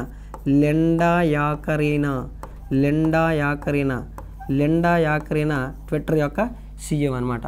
మరి వాట్సాప్ CEOని మీకు నేను క్వశ్చన్ వేస్తున్నాను. వాట్సాప్ CEO ఎవరనేది ఒకసారి కింద కామెంట్ సెక్షన్లో మీరు తెలియచేయండి, ఓకేనా. వాట్సాప్ CEO మనకి ఎవరనేది మీరు చెప్పండి, ఓకేనా. ఇలా మనం అనేక రకాల CEO. IBM అయితే అరవింద్ కృష్ణ. IBM ఎవరు సార్ అంటే IBM అయితే అరవింద్ కృష్ణ. IBM యొక్క CEO ఎవరంటే అరవింద్ కృష్ణ. నెక్స్ట్ అడోబ్ ఎవరు సార్ అంటే అడోబ్ సాఫ్ట్వేర్ అయితే మనకి సంతను నారాయణ. అడోబ్ ఎవరు సార్ అంటే సంతన్ నారాయణ. మరి స్టార్బక్స్ ఎవరు సార్ అంటే లక్ష్మణ్ నరసింహన్ మనకి స్టార్బక్స్కి CEOగా ఉన్నటువంటి పరిస్థితి. ఇవన్నీ కూడా మీరు గుర్తుపెట్టుకోవాలి. అలానే ఇన్స్టా అంటే చాలామందికి ఇష్టం, ప్రజెంట్ ట్రెండ్ బాగా ఎక్కువ వాడుతుంది కూడా అదే. ఈ యొక్క ఇన్స్టాని ఒకసారి అబ్జర్వ్ చేయండి. లేడీస్ ఎక్కువ వాడుతున్నారా, జెంట్స్ ఎక్కువ వాడుతున్నారా? ఇన్స్టాని లేడీసే ఎక్కువ వాడుతున్నారు. మరి ఈజీగా గుర్తుపెట్టుకోవచ్చు. ఇన్స్టా యొక్క CEO ఎవరు సార్ అంటే ఆడవాళ్ళు ఎక్కువ వాడతారు కాబట్టి ఆడం ముస్సోరి ఈ యొక్క ఇన్స్టాకి CEOగా పనిచేస్తున్నారు అనమాట, ఓకేనా. చాలా బెస్ట్ కంటెంట్ అనేది స్టేట్లో మీకు ఇవ్వడం అనేది జరుగుతుంది. కాబట్టి బాగా యూటిలైజ్ చేసుకోండి, ఓకే. నెక్స్ట్ మరొక ఇంపార్టెంట్ క్వశ్చన్ చూద్దాం. క్వశ్చన్ ఏమన్నాడు సార్ అంటే స్టడీ ఆఫ్ లేక్స్ అంటున్నాడు. సరస్సుల గురించి అధ్యయనం చేయడాన్ని ఏమని పిలుస్తారు? First option potamology, second option limnology, third option oceanology, last option వచ్చేసి వారాలజీ. మరి సరస్సుల గురించి అధ్యయనం చేయడాన్ని ఏమని పిలుస్తారు సార్ అంటే లెమనాలజీ అని పిలుస్తారు. సరస్సుల గురించి అధ్యయనం చేస్తే ఏమని పిలుస్తారు? లెమనాలజీ అని పిలుస్తారు. ఒకసారి మనకి అనేక రకాల సరస్సుల గురించి ఒకసారి అబ్జర్వ్ చేసినట్లయితే అనేక రకాల సరస్సులు ఉంటాయి. అంటే మనకి మంచినీటి సరస్సులు ఉంటాయి, ఫ్రెష్ వాటర్ లేక్ ఉంటుంది, సాల్ట్ వాటర్ లేక్ ఉంటుంది, లాగూన్ ఉంటుంది, లాగోర్ ఉంటుంది, ఓకేనా. లేదనుకుంటే క్రాటర్ లేక్స్ ఉంటాయి, లేదంటే ఇన్లాండ్ రివర్ సంబంధించినవి ఉంటాయి, మ్యాన్ మేడ్ ఉంటాయి, ఆర్టిఫిషియల్ అంటాము. ఇలా డిఫరెంట్ లేక్స్ అనేవి ఉంటాయి. ఒకసారి మనం అబ్జర్వ్ చేసినట్లయితే ప్రపంచంలో అతిపెద్ద సరస్సు అని దేన్ని పిలుస్తారు సార్ అంటే మనకి కాస్పియన్ సరస్సు అని పిలుస్తారు. ఏ సరస్సు? కాస్పియన్ సరస్సుని ఏమని పిలుస్తారు సార్ అంటే మనకి కాస్పియన్ సరస్సుని ప్రపంచంలో వరల్డ్స్ లార్జెస్ట్ లేక్ ఏది సార్ అంటే కాస్పియన్ సరస్సు అనమాట. మరి సెకండ్ లార్జెస్ట్ ఏంటి సార్ అంటే సుపీరియర్. సెకండ్ లార్జెస్ట్ ఏంటి సార్ అంటే సుపీరియర్ ఓకేనా. సుపీరియర్ సరస్సు అనేది మనకి వరల్డ్స్ సెకండ్ లార్జెస్ట్ లేక్ అనమాట. మరి థర్డ్ లార్జెస్ట్ ఎవరు సార్ అంటే మనకి విక్టోరియా. ఎవరు సార్ అంటే విక్టోరియా సరస్సు అనేది మనకి థర్డ్ లార్జెస్ట్ లేక్ అనమాట. ఇవన్నీ కూడా మనకి భిన్నమైనటువంటి సరస్సులు. మరి ఇండియాలో మనకి అతిపెద్ద సరస్సు అంటే ఏం గుర్తుకు రావాలి సార్ అంటే ఉలార సరస్సు అనేది మనకి ఎక్కడ ఉంది సార్ అంటే జమ్మూ కాశ్మీర్లో ఉంది. ఎక్కడుందమ్మా? జమ్మూ కాశ్మీర్లో ఉలార్ సరస్సు అనేది ఉంది. చాలాసార్లు అడిగినటువంటి బిట్ అనమాట. మరి భారతదేశంలో అతిపెద్ద ఉప్పు నీటి సరస్సు ఎక్కడ ఉంది సార్ అంటే సాంబార్ సరస్సు అనేది భారతదేశంలో అతిపెద్ద ఉప్పు నీటి సరస్సు. ఇది ఎక్కడ ఉంది సార్ అంటే రాజస్థాన్లో ఉందన్నమాట. ఓకేనా, రాజస్థాన్లో ఉన్నటువంటి పరిస్థితి. భారతదేశంలో అతిపెద్ద సరస్సు అన్న మంచినీటి సరస్సు అన్న it is a fresh water lake, it is a salt water lake. ఓకేనా, ఇవన్నీ కూడా మనకి రెండు రకాలు. ఫస్ట్ నేను ఏం చెప్తాను సార్ అంటే లేక్స్, స్టడీ ఆఫ్ లేక్స్ గురించి వచ్చింది. లెమ్నాలజీ అన్నాం. లెమ్నాలజీ అని పక్కన పెడితే మనకి లేక్స్ ఎన్ని రకాలుగా ఉంటాయంటే అనేక ఏమని చెప్పాను, ఫ్రెష్ వాటర్ ఉంటుంది, అలానే మనకి సాల్ట్ వాటర్ ఉంటుంది, లాగూను, లాగోరు, అలానే క్రాటర్ సరస్సులు, ఇలా డిఫరెంట్ ఉంటాయని చెప్పాను. ప్రపంచంలో ఒక 3 సరస్సులు మీకు ఎక్స్ప్లెయిన్ చేశాను. మరొక ఇంపార్టెంట్ ఏంటంటే ప్రపంచంలో మొట్టమొదటి మానవ నిర్మిత సరస్సు ఏదని అడుగుతాడు ఓవెన్. ఏటమ్మా? మానవ నిర్మిత సరస్సు. మానవ నిర్మితను ఏమని పిలుస్తాం? మ్యాన్మేడ్ లేదా ఆర్టిఫిషియల్ అని పిలుస్తాము. దానికి ఆన్సర్ ఏంటి సార్ అంటే ఓవెన్ లేక్ అని పిలుస్తాము.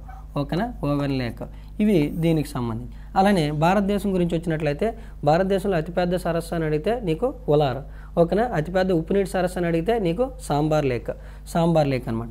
అలానే మనకి భారతదేశంలో లాగూన్ సరస్సులు కూడా ఉన్నాయి. ఓకేనా, భారతదేశంలో లాగూన్ సరస్సులు ఉన్నాయి. లాగోర్ అంటే వెంబనాడులో ఉంది, అంటే కేరళలో ఉన్న సరస్సు వెంబనాడు. ఇది ఏ టైప్ అంటే లాగోర్ సరస్సు కిందకు వస్తుంది. అలానే మనకి ఇక్కడ లోనార్ సరస్సు మహారాష్ట్రలో ఉంది. అధ్యయనానికి వస్తుంది సార్ అంటే మనకి క్రాటర్ సరస్సుల కిందకు వస్తాయి అనమాట. క్రాటర్ సరస్సుల కిందకు వస్తాయి. క్రాటర్ సరస్సులు, కాల్డేరా సరస్సులు, జ్వాలా సరస్సులు అంటే ఇవన్నిటికి ఒకటే పదం. కారణం ఏంటి సార్ అంటే వీటిని ఎందుకు ఇలా పిలుస్తున్నారంటే క్రాటర్, జ్వాల అంటే జ్వాల, అగ్ని అని గుర్తుపెట్టుకోండి. అంటే ఇక్కడ భూమి లోపల ఉష్ణోగ్రతలు పెరగటం వలన శిలజాలు కరిగి, రాళ్ళు కలిగి, శిలలు అనేవి కరిగి ఓకేనా పెద్ద మొత్తంలో మాగ్మా అనేది బయటకు వస్తుంది. అటువంటి సందర్భంలో ఆ ముద్దలుగా ఉండేది ఆ బయటికి చిమ్మేటటువంటి లావా మాగ్మా అనేది బయటికి వచ్చి పెద్ద మొత్తంలో ఒక ప్రాంతంలో పడి ఒక గుంతలుగా ఏర్పడి తర్వాత కాలంలో వాటిలో వాటర్ చేరినట్లయితే వాటిని జ్వాలా సరస్సులు అంటాం అనమాట. అంటే సింపుల్గా అగ్నిపర్వతాలు బద్దలయ్యి ఏదైనా ప్రాంతంలో లోతట్టు ప్రాంతం ఏర్పడితే ఆ ప్రాంతంలో వర్షం నీళ్ళు పడితే దాన్ని వచ్చేసి మనం ఏమని పిలుస్తామంటే ఆ యొక్క సరస్సునే మనం ఏమని పిలుస్తామంటే క్రాటర్ సరస్సులు, జ్వాలా సరస్సులు, కాల్డేరా సరస్సులు అనే ఇలా డిఫరెంట్ పేర్లతో పిలుస్తాము. దానికి ఎగ్జాంపుల్ ఏంటి సార్ అంటే భారతదేశంలో క్రాటర్ సరస్సుకి ఎగ్జాంపుల్ ఏంటి సార్ అంటే లోనార్. ఏటమ్మా? లోనార్ సరస్సు ఎక్కడుంది? లోనారు మహారాష్ట్రలో ఉంది. ఎక్కడుంది? మహారాష్ట్రలో ఉంది. మరి లాగూర్ సరస్సులకి ఎగ్జాంపుల్ ఏంటి చెప్తాను? వెంబనాడ్. ఏటమ్మా? వెంబనాడ్ సరస్సు ఎక్కడుంది? కేరళలో ఉంది. ఎక్కడుంది సార్? కేరళలో ఉంది. ఇవన్నీ కూడా మోస్ట్ ఇంపార్టెంట్. మరి అలానే మనకి ఈ యొక్క ప్రపంచంలో ఎత్తైన సరస్సు ఏంటి సార్ అంటే ఎత్తైన సరస్సు టిటికాకా బొలీవియాలో ఉంది. ఓకేనా, బొలీవియాలో ఉన్నటువంటి టిటికాకా. మరి లోతైన సరస్సు ఏది సార్ అంటే బైకాల్. బైకాల్ సరస్సు అనేది లోతైంది. ఎత్తైన సరస్సు ఏదంటే టిటికాకా సరస్సు అనేది మనకి ఎత్తైంది. బైకాల్ అనేది లోతైన సరస్సు. ఓకేనా, ఇవి కొన్ని ఇన్ఫర్మేషన్ అనేది ఇవ్వడం జరిగింది. అలానే మరొకసారి చూసినట్లయితే ఇండియాకి సంబంధించి కొన్ని ఇంపార్టెంట్ ఇక్కడ నేను డిస్ప్లే చేయడం అనేది జరుగుతుంది. ఒకసారి చూడండి, స్పెల్లింగ్ మిస్టేక్. ఇది ఉలార్ సరస్సు ఎక్కడుందంటే Jammu Kashmir, largest fresh water lake in country. Next Chilka సరస్సు ఎక్కడుందని అడుగుతాడు. మీ అందరికీ తెలుసు, ఒడిశాలో ఉంది. The largest and longest lagoon సరస్సు. ఓకేనా, ఇందాక నేను లాగోర్ సరస్సుకి చెప్పాను, వెంబనాడు. ఇది వచ్చేసి లాగూన్ సరస్సుకి ఎగ్జాంపుల్. నెక్స్ట్ ఇంకొకటి ఏంటంటే మనకి ఆంధ్రప్రదేశ్ తమిళనాడుకి సంబంధం ఉన్నటువంటి కొల్లేరు సరస్సు. ఓకేనా, పులికాట్ అయితే ఆంధ్రప్రదేశ్, తమిళనాడు. కొల్లేరు వచ్చేసి ఎక్కడ ఉంది సార్ అంటే ఆంధ్రప్రదేశ్లో ఉంది. లోక్తక్ మోస్ట్ ఇంపార్టెంట్, ఎత్తైన ప్రాంతంలో ఉందన్నమాట. అలానే నెక్స్ట్ ఇంకోటి ఏంటి సార్ అంటే మణిపూర్లో ఉంది. ఇది ఎక్కడ ఉంది సార్ అంటే మణిపూర్లో ఉంది. ఇక్కడ ఏంటంటే ఇన్లాండ్ రివర్ సిస్టమ్ అంటే అంతర్భూభాగ నదీ వ్యవస్థకు సంబంధించినటువంటి సరస్సు అనమాట. అదే కీవర్డ్ ఇక్కడ ఇన్లాండ్ రివర్ సిస్టమ్ అనే పదం కీవర్డ్. అలా రాగానే నువ్వు పెట్టాల్సింది ఏంటంటే లోక్తక్ సరస్సు ఎక్కడుంది. లోక్తక్ అంటే లోక్తక్ వచ్చేసి ఎక్కడుంది సార్ అంటే లోక్తక్ సరస్సు వచ్చేసి మనకి మణిపూర్లో ఉంది. కొల్లేరు అనేది ఆంధ్రప్రదేశ్ అని మీకు తెలుసు. చిలక కూడా మీకు బాగా ట్రైన్లో వెళ్ళినప్పుడు కూడా మనకి ఈజీగా కనిపిస్తుంది, ఒడిశాలో ఉందన్నమాట. పరంగాగ్ జమ్మూ కాశ్మీర్, సబర్మతి ఓకేనా సోమరారి జమ్మూ కాశ్మీర్, పులికాట్ ఆల్రెడీ మీకు తెలుసు, వెంబనాడ్ ఆల్రెడీ చెప్పాం, దాల్ ఇదొకటి ఇంపార్టెంట్. మళ్ళీ దాల్ సరస్సు వచ్చేసి ఎక్కడ ఉంది సార్ అంటే జమ్మూ కాశ్మీర్లో ఉంది. దీనికి ఫీచర్ ఏంటి సార్ అంటే టెక్టానిక్ సరస్సు. ఇక్కడ లాగూన్ సరస్సు, ఇది వచ్చేసి లాగోర్. ఇక్కడ కూడా ఇది సాంబార్ వచ్చేసప్పటికి మనకి సాల్ట్ వాటర్ లేక్ అని చెప్పాం. ఇక్కడ పరంగా కూడా ఏంటి సార్ అంటే మనకి సాల్ట్ వాటర్ లేక్. ఇవి ఎంత ఇన్ఫర్మేషన్ అనేది మీకు దిస్ మచ్ ఆఫ్ ఇన్ఫర్మేషన్ అనేది మనం కలెక్ట్ చేసి మీకు ఇవ్వడం అనేది జరుగుతుంది.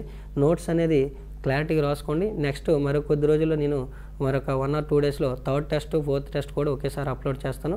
ఓకేనా. నెక్స్ట్ ఒకసారి మిగతా ఆప్షన్స్ ఒకసారి చూసినట్లయితే పొటమాలజీ అన్నాడు అనమాట. పొటమాలజీ అంటే ఏంటి సార్? పొటమాలజీ అంటే ఇక్కడ నువ్వు గుర్తుపెట్టుకోవాల్సింది ఏంటి సార్ అంటే ఓకేనా ఏంటి సార్ అంటే నదుల గురించి అధ్యయనం చేస్తే study of rivers is called potamology. Next oceanology అన్నాడు అనమాట. ఓషియానాలజీ అంటే ఓకేనా సముద్రాల గురించి అధ్యయనం చేస్తే దాన్ని ఓషియానాలజీ అని పిలుస్తాం. వారాలజీ అన్నాడు అనమాట. వారాలజీ అంటే ఇక్కడ వచ్చేసి పర్వతాల గురించి అధ్యయనం చేస్తే study of mountains is called ఓకేనా ఏంటంటే వారాలజీ. మరి ప్రపంచంలో ఎత్తైన పర్వతాలు అంటే ఏంటి సార్ అంటే హిమాలయాలు. ఓకేనా ఎత్తైన పర్వతాలు ఏంటంటే హిమాలయాలు. మరి ప్రపంచంలో పొడవైన పర్వతాలు ఏంటి సార్ అంటే ఆండీస్ పర్వతాలు. ఓకేనా ఆండీస్ పర్వతాలు దక్షిణ అమెరికా. ఆండీస్ పర్వతాలు పొడవైనవి. మరి పురాతన పర్వతాలు అంటే ఏంటి సార్ అంటే ఆరావళి. పురాతన పర్వతాలు రాజస్థాన్లో ఉన్నాయి. ఎక్కడ? రాజస్థాన్లో ఉన్నాయన్నమాట. గుర్తుపెట్టుకోండి. ఇక్కడ పర్వతాలు అనే పదం వచ్చింది కాబట్టి కొన్ని పదాలు మీకు ఎక్స్ప్లెయిన్ చేస్తున్నాను. పర్వతాల గురించి అధ్యయనం చేస్తే దాన్ని వారాలజీ, ఇంగ్లీష్లో ఏమని పిలుస్తాం? Study of mountains is called orology. ఇక్కడ వచ్చేసి మనకి ఎత్తైన పర్వతాలు హిమాలయాలు, పొడవైన పర్వతాలు ఆండీస్ పర్వతాలు, పురాతనమైనవి అంటే గుర్తుకు రావాల్సింది ఏంటంటే ఆరావళి పర్వతాలు. ఇవి వచ్చేసి దక్షిణ అమెరికా, ఇది వచ్చేసి మనకి రాజస్థాన్లో ఉన్నటువంటి పరిస్థితి అనమాట. ఇవి కొన్ని ఇన్ఫర్మేషన్ అనేది మీకు ఇవ్వడం అనేది జరిగింది. నెక్స్ట్ మరొక బిట్ ఒకసారి చూసినట్లయితే ఈ క్రింది వానిలో రాష్ట్రపతికి లేనటువంటి విటో పవర్ను గుర్తించమంటున్నాడు. మనకి రాష్ట్రపతికి ఎన్ని రకాల విటో పవర్స్ ఉన్నాయి సార్ అంటే మనకి 3 రకాల విటో పవర్స్ ఉన్నాయి. అసలు విటో అంటే ఏంటి సార్ అంటే విటో పవర్ అంటే ఏంటి సార్ అంటే పార్లమెంటు చేసినటువంటి చట్టాలు లేదా బిల్లుల్ని రాష్ట్రపతి ఆమోదానికి పంపించినప్పుడు దాన్ని ఆమోదం లేదా తిరస్కరణ చేసేటటువంటి పవర్ని ఏమని పిలుస్తామంటే విటో పవర్ అని పిలుస్తాం. Veto power. అటువంటివి భారత రాష్ట్రపతికి ఎన్ని రకాల పవర్స్ ఉన్నాయి? విటో పవర్స్ 3 టైప్స్ ఉన్నాయి. ఓకేనా. ఒకటి వచ్చేసి అబ్సల్యూట్ ఉంది, అలానే మరొకటి ఏంటంటే సస్పెన్సివ్ ఉంది, మరొకటి ఏంటంటే పాకెట్ ఉంది తప్ప ఇది లేదు. కాబట్టి లేనిదే అడిగాడు కాబట్టి మన ఆన్సర్ ఏమవుతుంది సార్ అంటే థర్డ్ ఆప్షన్ అనేది మన యొక్క ఆన్సర్ అనమాట. ఇవి రాష్ట్రపతి విటోకి సంబంధించి. సింపుల్గా రాష్ట్రపతికి ఎన్ని రకాల విటో పవర్స్ ఉన్నాయని అడుగుతాడు. 3 రకాల విటో పవర్స్ ఉన్నాయి, గుర్తుపెట్టుకోండి. ఓకేనా. రాష్ట్రపతికి 3 రకాల విటో పవర్స్ ఉన్నాయన్నమాట. నెక్స్ట్ మరొక బిట్ చూసినట్లయితే ఇటీవల త్రిపుర పర్యాటక శాఖ బ్రాండ్ అంబాసిడర్గా ఎవరు అపాయింట్ అయ్యారు అడుగుతున్నాడు. త్రిపురకు వచ్చేసి ఇటీవల బ్రాండ్ అంబాసిడర్గా అపాయింట్ అయ్యింది ఎవరు సార్ అంటే సౌరవ్ గంగోలీ. మీరేం చేస్తారంటే నేను ఇందాక సీఈఓలు వచ్చాయి కాబట్టి సీఈఓల గురించి కొంచెం ఇన్ఫర్మేషన్ ఇచ్చాను. మీరు జస్ట్ బ్రాండ్ అంబాసిడర్లు కూడా చదువుకొని ఎగ్జామినేషన్కి వెళ్ళాల్సిన అవసరం ఉంటుంది. తప్పకుండా మీరు బ్రాండ్ అంబాసిడర్ని చదవండి. ఎందుకంటే దీని నుంచి కూడా బిట్ అనేది పక్కాగా రావడానికి అయితే ఏదో ఒక షిఫ్ట్కి అయితే వస్తుంది. సో దట్ ఆ షిఫ్ట్ మందవకని చూసుకోండి. ఒకవేళ చదివితే మంచిది, చదవకపోతే ఇబ్బంది పడతావు. కాబట్టి బ్రాండ్ అంబాసిడర్లు కూడా నువ్వు చదువుకొని వెళ్ళాలి. సీఈఓలు చదవాలా, బ్రాండ్ అంబాసిడర్లు చదవాలా, స్కీమ్స్ కూడా చదవాలి సెంట్రల్ గవర్నమెంట్వి. చాలా ఇన్ఫర్మేషన్ నువ్వు నేర్చుకుంటే వెళ్ళాలి. నెక్స్ట్ మరొకటి చూసినట్లయితే పైనస్ అండ్ సైకస్లు దేని కిందకి వస్తాయి అన్నాడు. మన యొక్క ఆన్సర్ ఏంటి సార్ అంటే మనకి పుష్పించే మొక్కలు, పుష్పించని మొక్కల దగ్గర మనకి ఈ యొక్క క్లాసిఫికేషన్ దగ్గర ఈ పాయింట్లన్నీ మనం చూస్తాము. ఓకేనా. పైనస్ సైకస్ దేని కిందకి వస్తాయి సార్ అంటే మనకి ఈ యొక్క జిమ్నోస్పర్మ్స్ కిందకి వస్తాయి. ఓకేనా. నెక్స్ట్ థాలోఫైటా అంటే బాడీ వచ్చేసి థాలస్ లాగా ఉంటుంది కాబట్టి వీటిని థాలోఫైటా అని పిలుస్తారు. ఓకేనా, థాలోఫైటా అని పిలుస్తారు. వీటిల్లో ఎంబ్రియో అనేది ఫామ్ కాదనమాట. వీటిలో ఎంబ్రియో అనేది ఫామ్ అవ్వదు. సింపుల్గా ఈ క్రింది వాటిలో ఎంబ్రియో ఏ మొక్కల్లో ఫామ్ అవ్వదని అడుగుతాడు, గుర్తుపెట్టుకొని థాలోఫైటా మొక్కల్లో ఎంబ్రియో అనేది ఫామ్ అవ్వదు. Next Bryophyta. బ్రయోఫైటా వీటిని ఏమని పిలుస్తారు సార్ అంటే ప్లాంట్ యాంఫీబియన్స్. ప్లాంట్ యాంఫీబియన్స్ అంటారు, అంటే వృక్ష, ఓకేనా, యాంఫీబియన్స్, వృక్ష యాంఫీబియన్స్, ప్లాంట్ యాంఫీబియన్స్, వృక్ష ఉభయచరాలని పిలుస్తాము, వృక్ష ఉభయచరాలని పిలుస్తూ ఉంటాం అనమాట. నెక్స్ట్ ఫస్ట్ టెర్రెస్ట్రియల్ ప్లాంట్స్ అని వేటిని పిలుస్తారు సార్ అంటే ఫస్ట్ టెర్రెస్ట్రియల్ ప్లాంట్స్ అని వేటిని పిలుస్తారు సార్ అంటే ఫస్ట్ టెర్రెస్ట్రియల్ ప్లాంట్స్ అని దేని పిలుస్తారంటే బ్రయోఫైటా అని పిలుస్తారు. గుర్తుపెట్టుకోండి, వృక్ష ఉభయచరాలని వేటిని పిలుస్తారంటే గుర్తుపెట్టుకోవాల్సింది మనకి బ్రయోఫైటా. అలానే మొట్టమొదటి టెర్రెస్ట్రియల్ ప్లాంట్స్ అని వేటిని పిలుస్తారంటే బ్రయోఫైటా. ఎగ్జాంపుల్ ఏంటి సార్ అంటే వీటికి మాస్ అనేటటువంటి ప్లాంట్ని, మాస్ అనే ప్లాంట్ని లేదా మాస్ ప్లాంట్ని దీనికి ఎగ్జాంపుల్గా చెప్పొచ్చు.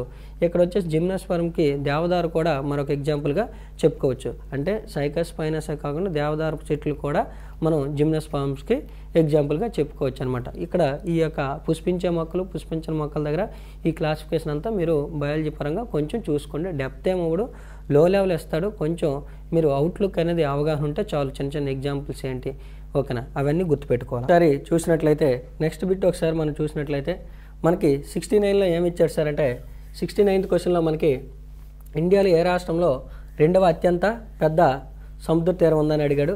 ఇక్కడ ఎట్ ప్రజెంట్ ఈ రోజుకి మనకి ప్రజెంట్ డేటా ప్రకారం మనకి ఇండియాలో అత్యంత రెండవ తీరరేఖ కలిగినటువంటి రాష్ట్రం ఏది సార్ అంటే మనకి తమిళనాడు. తమిళనాడు అనేది భారతదేశంలో రెండవ అత్యంత పొడవైన తీరరేఖ కలిగినటువంటి రాష్ట్రంగా నమోదు ఎక్కడం అనేది జరిగింది. అయితే ఇక్కడ వచ్చేసి భారతదేశంలో ఎన్నిటికి తీరరేఖ ఉంది సార్ అంటే మనకి ఎన్ని రాష్ట్రాలు తీరరేఖ కలిగి ఉన్నాయి సార్ అంటే 9. అందులో మనకి తూర్పున 4, పశ్చిమాన వచ్చేసి 5. ఓకేనా, తూర్పు 4 రాష్ట్రాలు, పశ్చిమాన వచ్చేసి 5 రాష్ట్రాలు మనకి తీరరేఖను కలిగి ఉన్నాయి. మామూలుగా నువ్వు చూసినట్లయితే భారతదేశంలో అత్యధిక తీరరేఖ కలిగినటువంటి అత్యంత పొడవైన తీరరేఖ కలిగినటువంటి రాష్ట్రం ఏది సార్ అంటే మనకి గుజరాత్ అనమాట. మరి సెకండ్ ప్లేస్లో ఎవరున్నారంటే ఇప్పుడు మనం చెప్పుకున్నట్టు తమిళనాడు అనేది మనకి సెకండ్ ప్లేస్లో ఉంది. మరి ఆంధ్రప్రదేశ్ ఎన్నో ప్లేస్లో ఉంది సార్ అంటే ఆంధ్రప్రదేశ్ వచ్చేసి మనకి థర్డ్ ప్లేస్లో ఉంది. మరి అతి చిన్న తీరరేఖ కలిగినటువంటి రాష్ట్రం ఏది అడిగితే నువ్వు గుర్తుపెట్టుకోవాల్సింది ఏంటి సార్ అంటే గోవా. అతి చిన్న తీరరేఖ అయితే గోవాగా గుర్తుపెట్టుకోవాలి. అతిపెద్ద పొడవైన తీరరేఖ గల రాష్ట్రం అడిగితే గుజరాత్ అని గుర్తుపెట్టుకోవాలి. గుజరాత్ అనేది ఎక్కువ తీరరేఖ కలిగింది. రెండవ ఎక్కువ అయితే మనకి తమిళనాడు, మూడవ ఎక్కువ అయితే 974 ఆర్ 975. ఇది వచ్చేసి ఆంధ్రప్రదేశ్. ఓకేనా, ఇవి దీనికి సంబంధించి. ఓకేనా, భారతదేశంలో అత్యధిక తీరరేఖ కలిగినటువంటి రాష్ట్రం అడిగితే గుజరాత్, సెకండ్ అంటే తమిళనాడు, థర్డ్ అంటే ఆంధ్రప్రదేశ్, తక్కువ అయితే మనకి గోవా. మరి మొత్తం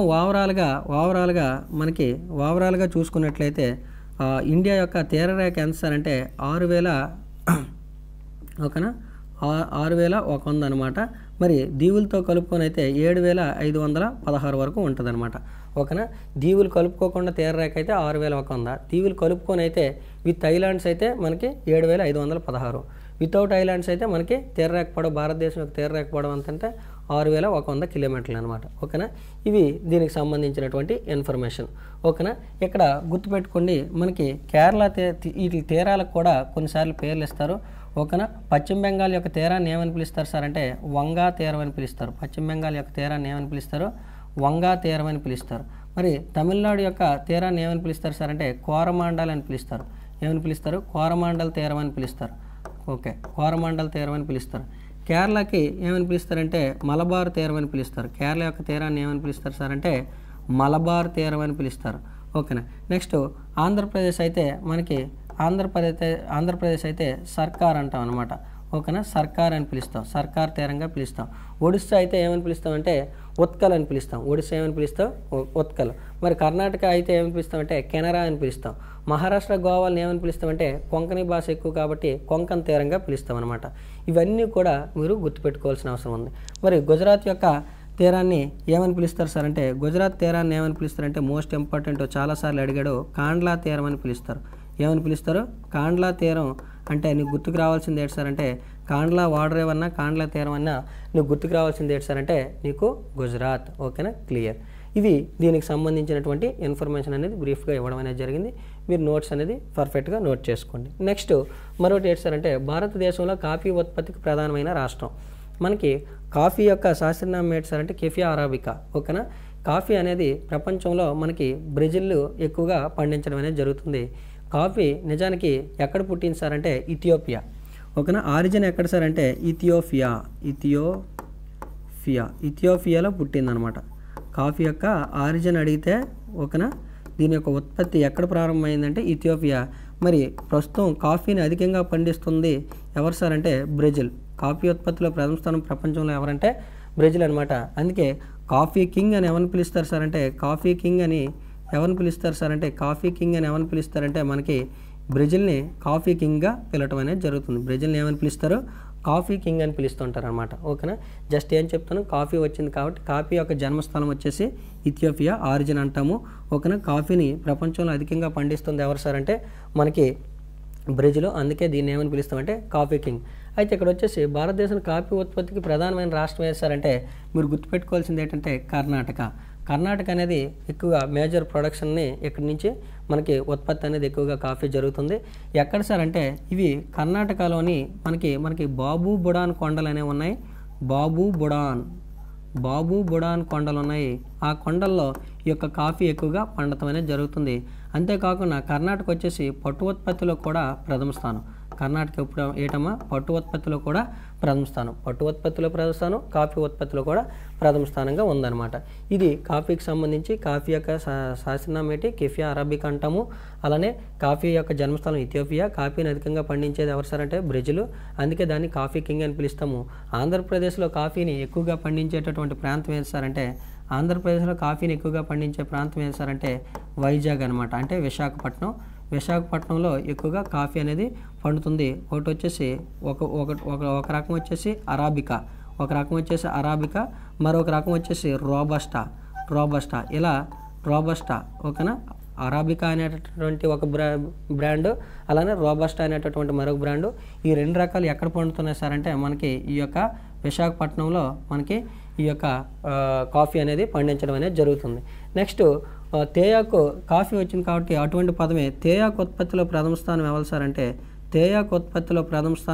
అంటే అస్సాం అనేది మనకి తేయాకు ఉత్పత్తిలో ప్రథమ స్థానంలో ఉందన్నమాట. మరి బ్లాక్ టీ ఓకేనా. బ్లాక్ టీ ఉత్పత్తిలో ప్రథమ స్థానంలో ఉన్నటువంటి దేశం ఏది సార్ అంటే ఇండియా. బ్లాక్ టీ ఉత్పత్తిలో ప్రథమ స్థానంలో ఉన్నటువంటి దేశం ఏది సార్ అంటే ఇండియా. మరి గ్రీన్ టీ ఉత్పత్తిలో ప్రథమ స్థానంలో ఉన్నటువంటి దేశం ఏది సార్ అంటే మనకి చైనా అనమాట. చైనా అనేది గ్రీన్ టీ ఉత్పత్తిలో ప్రథమ స్థానంలో ఉన్నటువంటి దేశం అనమాట. ఇవి కంప్లీట్గా నువ్వు గుర్తుపెట్టుకోవాలి. మరి కేరళ గురించి కూడా ఒక పాయింట్ ఇచ్చేద్దాం చూడండి. కేరళకు సంబంధించి కేరళ వచ్చేసి రబ్బర్ ఉత్పత్తిలో ప్రథమ స్థానం. ఓకేనా. రబ్బర్ ఉత్పత్తిలో ప్రథమ స్థానంలో ఉన్న ఇండియన్ స్టేట్ ఏది సార్ అంటే రబ్బర్ ఉత్పత్తిలో ప్రథమ స్థానం అయితే కేరళ. ఇవి కంప్లీట్గా ప్రతి ఆప్షన్కి సంబంధించి మీకు ఇంపార్టెంట్ ఇన్ఫర్మేషన్ అనేది ఇవ్వడం జరిగింది. నెక్స్ట్ మరొక బిట్ చూసినట్లయితే మనకి ఏమడిగాడు? రాజతరంగిణి అనేటటువంటి పుస్తకాన్ని ఎవరు రచించారు అడిగాడు. రాజతరంగిణి అనేటటువంటి పుస్తకాన్ని రాసింది ఎవరు సార్ అంటే మనకి కల్హణుడు రాయడం అనేది జరిగింది. ఓకేనా. కల్హణుడు ఈ యొక్క పుస్తకాన్ని రాయటం అనేది జరిగింది. గుర్తుపెట్టుకోండి. మనం మిగిలిన ఆప్షన్లు కూడా ఎక్స్ప్లెయిన్ చేస్తాం కాబట్టి ఇక్కడ వచ్చేసి విశాఖ దత్తుడు అనేటటువంటి వ్యక్తి ఏ పుస్తకం రాశారంటే ముద్రా రాక్షసం అనేటటువంటి పుస్తకాన్ని ఎవరు రాశారు సార్ అంటే ముద్రా రాక్షసం అనే పుస్తకాన్ని రాసింది ఎవరంటే విశాఖ దత్తుడు అనమాట. మరి పతంజలి ఏం రాశారు సార్ అంటే మహాభాష్యం అనేటటువంటి పుస్తకాన్ని రాసింది ఎవరు సార్ అంటే మనకి పతంజలి.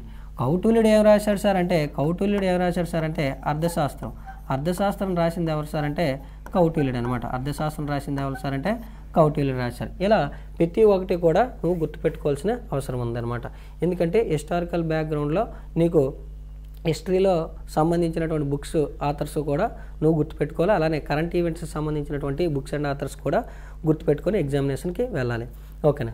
నెక్స్ట్ దీనికి సంబంధించి మరికొన్ని ancient authors and there works. ఓకేనా. యాన్షియంట్ హిస్టరీలో కొంతమంది కవులు రాసిన పుస్తకాలు, కొంతమంది వ్యక్తులు రాసినటువంటి పుస్తకాలు మనం చూసినట్లయితే ఓకేనా. ఈ యొక్క అష్టాధ్యాయి అనేటటువంటి పుస్తకాన్ని ఎవరు రాశారని అడుగుతాడు. అష్టాధ్యాయి ఎవరు రాశారు సార్ అంటే అష్టాధ్యాయి రాసింది ఎవరు సార్ అంటే పాణిని రాశారు. పాణిని అష్టాధ్యాయి అనేటటువంటి పుస్తకాన్ని రాయడం జరిగింది. మరి ఆల్రెడీ పతంజలి అయితే మహాభాష్యం అని చెప్పుకున్నాం అనమాట. ఓకేనా. మృచ్ఛకటికం అంటే మనకి శూద్రకుడు శూద్రకుడు ఏం రాశారు సార్ అంటే శూద్రకుడు వచ్చేసి మృచ్ఛకటికం అనేటటువంటి పుస్తకాన్ని రాసిన వ్యక్తి ఎవరంటే మనకి మృచ్ఛకటికం ఎవరు రాశారంటే శూద్రకుడు రాశాడు. ఓకేనా. మరి ఇండికా అనేటటువంటి గ్రంథం చాలా చాలా చాలా చాలా ఇంపార్టెంట్ నెంబర్ ఆఫ్ టైమ్స్. ఓకేనా. ఇండికా అనే దాన్ని ఎవరు రాశారు సార్ అంటే మెగస్తనీస్. ఇండికా అనే దాన్ని ఎవరు రాశారు సార్ అంటే మెగస్తనీస్ అనే వ్యక్తి ఈ యొక్క ఇండికా అనే గ్రంథాన్ని రాశాడు. మరి అర్థశాస్త్రాన్ని రాసింది ఎవరు? కౌటిల్యుడు రాశాడు. అర్థశాస్త్రం రాసింది ఎవరు? కౌటిల్యుడు. ఇండికా రాసింది ఎవరు? మెగస్తనీస్ అనమాట. మరి గీత గోవిందం అనే పుస్తకాన్ని రాసింది ఎవరు సార్ అంటే గీత గోవిందం అనే పుస్తకాన్ని రాసింది ఎవరు సార్ అంటే జయదేవుడు. ఎవరు రాశారమ్మా? జయదేవుడు అనేటటువంటి వ్యక్తి గీత గోవిందం అనే పుస్తకాన్ని రాయడం అనేది జరిగింది. అలానే నెక్స్ట్ గాథా సప్తశతి అనేటటువంటి పుస్తకాన్ని ఎవరు రాశారు సార్ అంటే హాలుడు అనే వ్యక్తి గాథా సప్తశతి రాయడం అనేది జరిగింది. నెక్స్ట్ చరక సంహిత అనే పుస్తకాన్ని రాసింది ఎవరు సార్ అంటే చరకుడు మనకి ఇతను ఫిజిషియన్ అనమాట. చరకుడు ఏం రాశాడు సార్ అంటే ఒక ఫిజిషియన్ అనమాట. ఓకేనా. చరకుడు ఫిజిషియన్. ఇతను వచ్చేసి చరక సంహిత అనేటటువంటి గ్రంథాన్ని రాశారు. నెక్స్ట్ గుణాఢ్యుడు ఏం రాశారు సార్ అంటే గుణాఢ్యుడు ఏం రాశారు సార్ అంటే బృహత్ కథ. ఓకేనా. గుణాఢ్యుడు ఏం రాశారంటే బృహత్ కథ అనేటటువంటి పుస్తకాన్ని రాసింది ఎవరంటే గుణాఢ్యుడు అనమాట. భారవి ఏం రాశారు సార్ అంటే కిరాతార్జునీయం.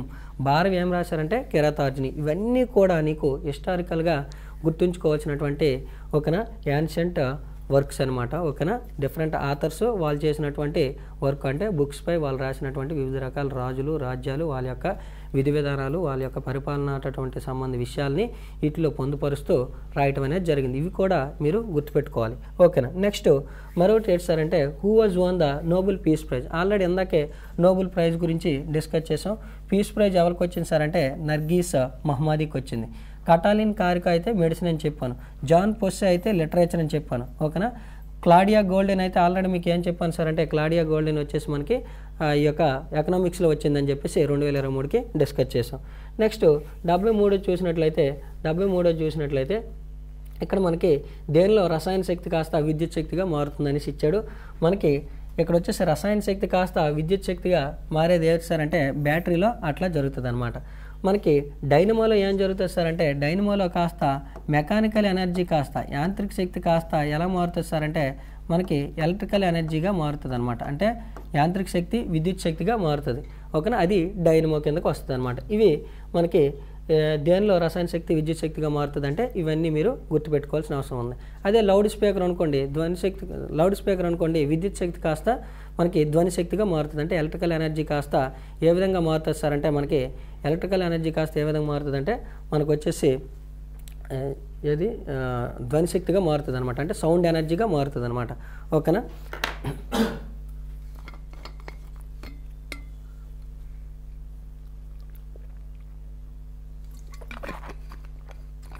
చూసారా మీకోసం అంత కష్టపడుతున్నాను.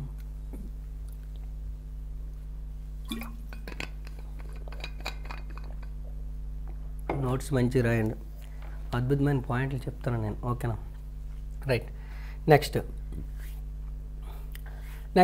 మరొకటి చూడండి. సెంట్రల్ డ్రగ్ రీసెర్చ్ ఇన్స్టిట్యూట్ ఎక్కడ ఉందని అడిగాడు. సెంట్రల్ డ్రగ్ రీసెర్చ్ ఇన్స్టిట్యూట్ అంటే ఇక్కడ వచ్చేసి ఆప్షన్ చూడండి.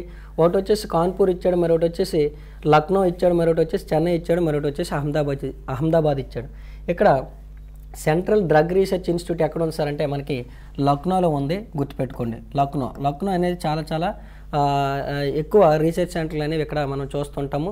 సెంట్రల్ డ్రగ్ రీసెర్చ్ ఇన్స్టిట్యూట్ లక్నోలో ఉంది. లక్నో అనగానే నీకు గుర్తుకు రావాల్సింది ఏంటి సార్ అంటే ఇది దేని యొక్క రాజధాని సార్ అంటే ఉత్తరప్రదేశ్ యొక్క క్యాపిటల్ సిటీ, ఉత్తరప్రదేశ్ యొక్క రాజధాని నగరం అనమాట.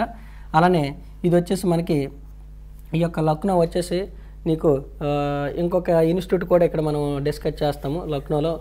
ఏంటది చెప్తాను, గుర్తు రాలేదు కానీ. ఇక్కడ వచ్చేసి కాన్పూర్ వచ్చేసి మనకి ఏంటి సార్ అంటే మనకి చెప్పులకి బాగా ఫేమస్. అలానే నెక్స్ట్ చెన్నై అయితే మనకి చెన్నై చాలా చాలా ఇన్స్టిట్యూట్లు అనేవి ఇక్కడ ఉన్నాయి. ఇక్కడ వచ్చేసి చెన్నైలో మనకి లెదర్ రీసెర్చ్ ఇన్స్టిట్యూట్ ఉంది, central leather research institute. Central leather research institute ఎక్కడ ఉందంటే మనకి చెన్నైలో ఉంది. అలానే టీబీ రీసెర్చ్ ఇన్స్టిట్యూట్, ట్యూబర్క్లోసిస్ అంటాము, క్షయకు సంబంధించి. ఓకేనా, టీబీ రీసెర్చ్ ఇన్స్టిట్యూట్ అయితే ఎక్కడ ఉందంటే చెన్నైలోనే ఉంది.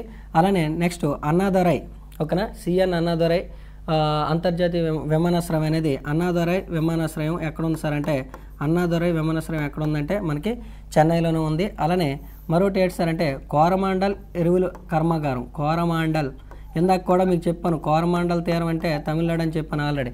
ఓకేనా, కోరమాండల్ ఎరువుల కర్మాగారం ఎక్కడ ఉంది సార్ అంటే మనకి ఈ యొక్క చెన్నైలోనే ఉండటం అనేది జరిగిందనమాట.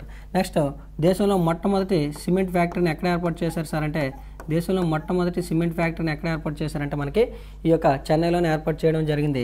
దీన్ని గేట్వే ఆఫ్ సౌత్ ఇండియా అని పిలుస్తారు. గేట్వే ఆఫ్ సౌత్ ఇండియా అని దేని పిలుస్తారంటే ఓకేనా, గేట్వే ఆఫ్ సౌత్ ఇండియా అని దేని పిలుస్తారంటే మనకి ఈ యొక్క చెన్నైని పిలుస్తారు. అలానే డెట్రాయిట్ ఆఫ్ ఇండియా అని కూడా దేని పిలుస్తారంటే డెట్రాయిట్ ఆఫ్ ఇండియా అని దేని పిలుస్తారు సార్ అంటే మనకి ఈ యొక్క చెన్నైనే పిలవటం అనేది జరుగుతుంది.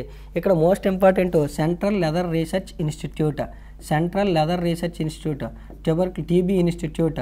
అలానే అన్నాదురై విమానాశ్రయం ఎక్కడ ఉంది సార్ అంటే మనకి ఈ యొక్క చెన్నైలో ఉంది. నెక్స్ట్ ఇక్కడ వచ్చేసి గేట్వే ఆఫ్ సౌత్ ఇండియా అని దేని పిలుస్తారు సార్ అంటే మనకి చెన్నైని పిలుస్తారు.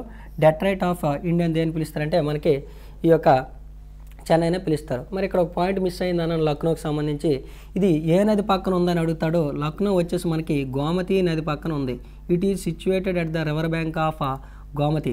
ఓకేనా, గోమతి నది పక్కన ఇది ఉందన్నమాట. ఇవి దీనికి సంబంధించి. నెక్స్ట్ కాన్పూర్ దేనికి ప్రసిద్ధి అన్న నేను కర్మాగారాలు అలానే చెప్పులకు బాగా ఫేమస్ అని చెప్పాను. Next Ahmedabad most important. Ahmedabad అనేది చాలా ఇంపార్టెంట్. ఇక్కడ వచ్చేసి మనకి సెంట్రల్ ప్లాస్మా రీసెర్చ్ ఇన్స్టిట్యూట్ ఎక్కడ ఉందని అడుగుతాడు. మనకి ప్లాస్మా రీసెర్చ్ ఓకేనా, ప్లాస్మా రీసెర్చ్ ఇన్స్టిట్యూట్ ఎక్కడ ఉంది సార్ అంటే మనకి అహ్మదాబాద్లో ఉంది. నెక్స్ట్ అలానే మరొక ఇంపార్టెంట్ పాయింట్ ఏంటి సార్ అంటే ఇక్కడ మనకి దీన్ని మాంచెస్టర్ ఆఫ్ ఇండియా అని పిలుస్తారు. మాంచెస్టర్ ఆఫ్ ఇండియా అని దేని పిలుస్తారు సార్ అంటే మనకి అహ్మదాబాద్నే పిలుస్తారు. మాంచెస్టర్ ఆఫ్ సౌత్ ఇండియా అని దేని పిలుస్తారంటే కోయంబత్తూర్ని పిలుస్తారు. ఓకేనా, మాంచెస్టర్ ఆఫ్ ఇండియా అయితే అహ్మదాబాద్. ఓకేనా, ప్లాస్మా రీసెర్చ్ ఇన్స్టిట్యూట్ ఎక్కడ ఉందంటే అహ్మదాబాద్. ఓకేనా, అహ్మదాబాద్ ఏ నది పక్కన ఉంది, సబర్మతి నది పక్కన ఉంది. ఓకేనా, రైట్. ఇవి దీనికి సంబంధించినటువంటి కొన్ని ఇంపార్టెంట్ పాయింట్స్ అనేవి డిస్కస్ చేసాం. మనకి సెంట్రల్ డ్రగ్ రీసెర్చ్ ఇన్స్టిట్యూట్ ఎక్కడ ఉందంటే నువ్వు గుర్తుపెట్టుకోవాల్సింది ఏంటంటే లక్నో. బొటానికల్ రీసెర్చ్ ఇన్స్టిట్యూట్ కూడా లక్నో. ఓకే, ఇవి దీనికి సంబంధించినటువంటి ఇంపార్టెంట్ పాయింట్స్. నెక్స్ట్ కొన్ని ఇన్స్టిట్యూషన్స్ మీకు, ఎందుకంటే ఇన్స్టిట్యూషన్స్ మీద కూడా కొన్ని క్వశ్చన్లు అడుగుతుంటాడు కాబట్టి ఆ సందర్భం వచ్చింది కాబట్టి కొన్ని రకాల ఇన్స్టిట్యూషన్స్ భారతదేశంలో ఎక్కడెక్కడ లొకేట్ అయ్యి ఉన్నాయో అవన్నీ కూడా డిస్కస్ చేద్దాము. ఒకసారి చూసినట్లయితే సెంట్రల్ మైనింగ్ రీసెర్చ్ ఇన్స్టిట్యూట్ ఎక్కడ ఉందని అడుగుతాడు. ఎక్కడ ఉంది సార్ అంటే ధన్బాద్. ఎక్కడుందమ్మా, ధన్బాద్ అంటే మనకి ధన్బాద్ ఎక్స్ప్రెస్ కూడా ఉన్నట్టుంది, ధన్బాద్. ఓకేనా, ఇక్కడ మనకి జార్ఖండ్కి సంబంధించినటువంటి సిటీ అనమాట. ఇక్కడ మైనింగ్ అనగానే ఫస్ట్ నీకు గుర్తుకు రావాల్సింది ఏంటంటే జార్ఖండ్కి వెళ్ళిపోండి, జార్ఖండ్లోనే ధన్బాద్. ఓకేనా, నెక్స్ట్ మరొకటి సర్దార్ వల్లభాయ్ పటేల్ ఓకేనా national police academy. Sardar Vallabhbhai Patel national police academy ఎక్కడ ఉంది సార్ అంటే మనకి హైదరాబాద్లో ఉందన్నమాట. ఓకేనా, Sardar Vallabhbhai Patel national police academy ఓకేనా ఎక్కడుంది, హైదరాబాద్లో ఉంది. నెక్స్ట్ మనకి రెండు అయినాయి. Third one Indian council of agriculture research. ఇది ఎక్కడ ఉంది సార్ అంటే మనకి న్యూఢిల్లీలో ఉంది. Indian council of agriculture research, భారత వ్యవసాయ పరిశోధనా మండలి అంటాం. భారతీయ వ్యవసాయ పరిశోధనా మండలి. ఓకేనా, భారత్ హెవీ ఎలక్ట్రికల్ లిమిటెడ్ ఇది ఎక్కడ ఉంది సార్ అంటే మనకి హైదరాబాద్లో ఉంది. ఓకేనా, BHEL హెడ్ క్వార్టర్స్ ఎక్కడ ఉంది, హైదరాబాద్లో ఉంది. నేషనల్ ఏరోనాటికల్ ల్యాబొరేటరీ ఇది ఎక్కడ ఉంది సార్ అంటే బెంగళూరులో ఉందన్నమాట. ఇది ఎక్కడ ఉంది, బెంగళూరులో దీని యొక్క హెడ్ క్వార్టర్స్ అనేది ఉందన్నమాట. బెంగళూరులో దీని యొక్క హెడ్ క్వార్టర్స్ ఉందన్నమాట. నెక్స్ట్ రామన్ రీసెర్చ్ ఇన్స్టిట్యూట్ ఇది కూడా ఎక్కడ ఉంది సార్ అంటే మనకి బెంగళూరులోనే ఉంది. Next geological survey of India ఎక్కడ ఉంది సార్ అంటే మనకి కోల్కతాలో ఉండడం అనేది జరిగింది. జియోలాజికల్ సర్వే ఆఫ్ ఇండియా ఎక్కడ ఉంది సార్ అంటే కోల్కతా. నెక్స్ట్ ఇది ఇంపార్టెంట్ చూసుకోండి. షుగర్ కేన్ రీసెర్చ్ ఇన్స్టిట్యూట్ ఎక్కడ ఉంది సార్ అంటే ఇది మనకి షుగర్ కేన్ రీసెర్చ్ ఇన్స్టిట్యూట్ ఉత్తరప్రదేశ్లో ఉందన్నమాట, Lucknow. Next sugar cane breeding institute అయితే మనకి కోయంబత్తూరులో ఉంది. ఎక్కడ ఉందమ్మా, కోయంబత్తూరులో ఉంది. Next national dairy development board ఓకేనా. జాతీయ పాడి పరిశోధన సంస్థ ఎక్కడ ఉంది సార్ అంటే హర్యానా కర్నాల్లో ఉంది. ఎక్కడుంది? హర్యానా కర్నాల్లో ఉందన్నమాట. హర్యానాలో ఉంది. హర్యానా కర్నాల్లో ఉందన్నమాట. హర్యానా కర్నాల్లో ఉంది. నెక్స్ట్ మరొకటి ఏంటి సార్ అంటే Lal Bahadur Shastri national academy of administration. ఓకేనా. ఇక్కడ సివిల్ సర్వెంట్లకి శిక్షణ అనేది ఇవ్వడం అనేది జరుగుతుంటుంది అనమాట. ఇది ఎక్కడ ఉంది సార్ అంటే ఉత్తరాఖండ్లోని ముస్సోరీలో ఉంది. ఎక్కడుందమ్మా? ఉత్తరాఖండ్లోని ముస్సోరీలో ఉందన్నమాట. ఉత్తరాఖండ్లో ముస్సోరీలో ఉంది. ఇవన్నీ కూడా మనకి వివిధ రకాల పరిశోధన కేంద్రాలకు సంబంధించినటువంటి ఇన్ఫర్మేషన్ అనమాట.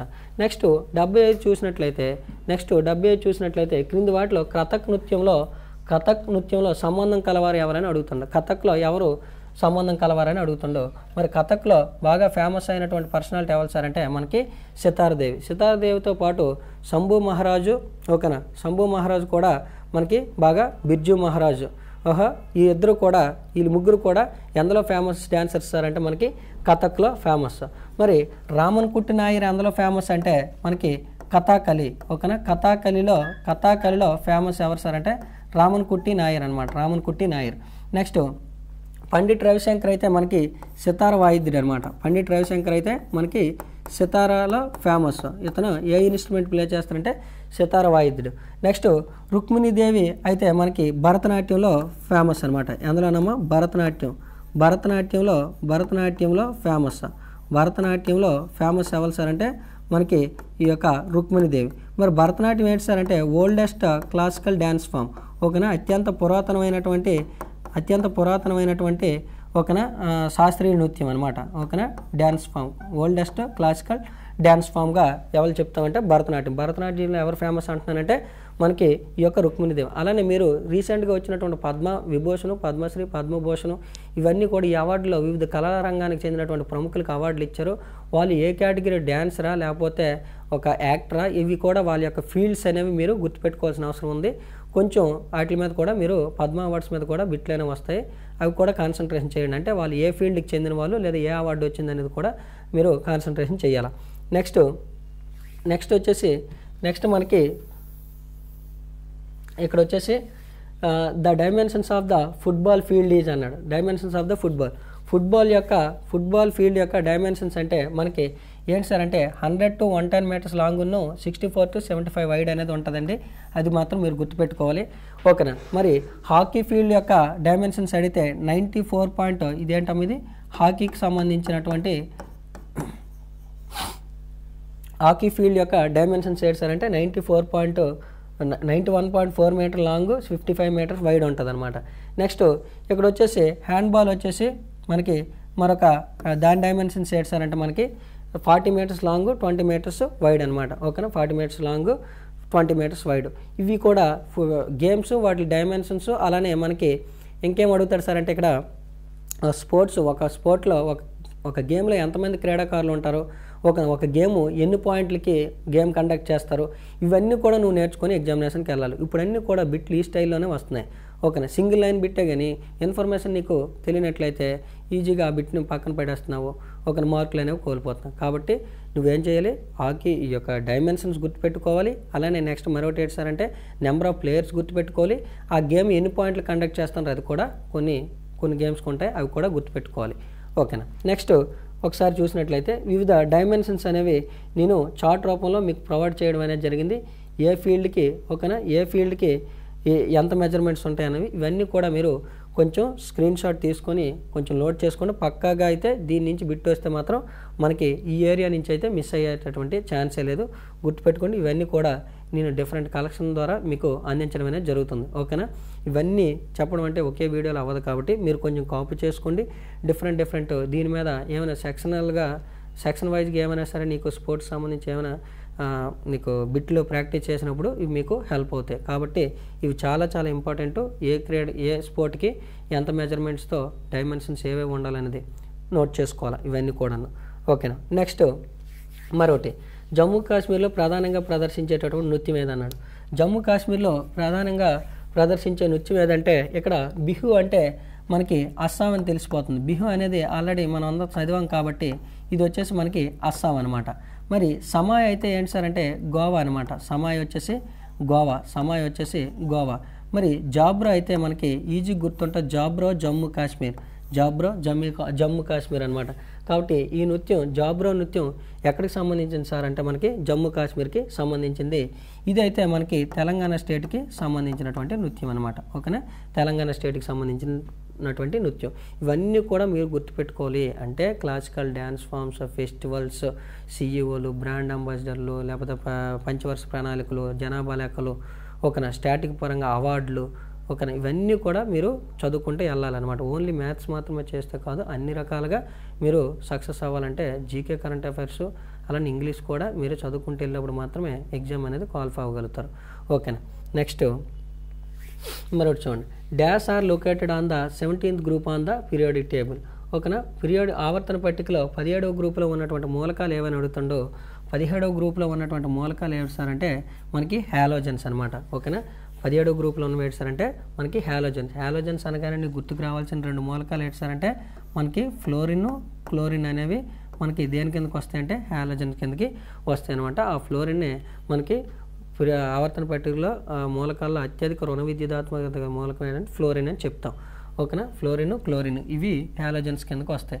థర్డ్ ఇయర్ గ్రూప్ మూలకాలను ఏమని పిలుస్తామంటే మనం బోరాన్ ఫ్యామిలీ అని పిలుస్తాం అనమాట.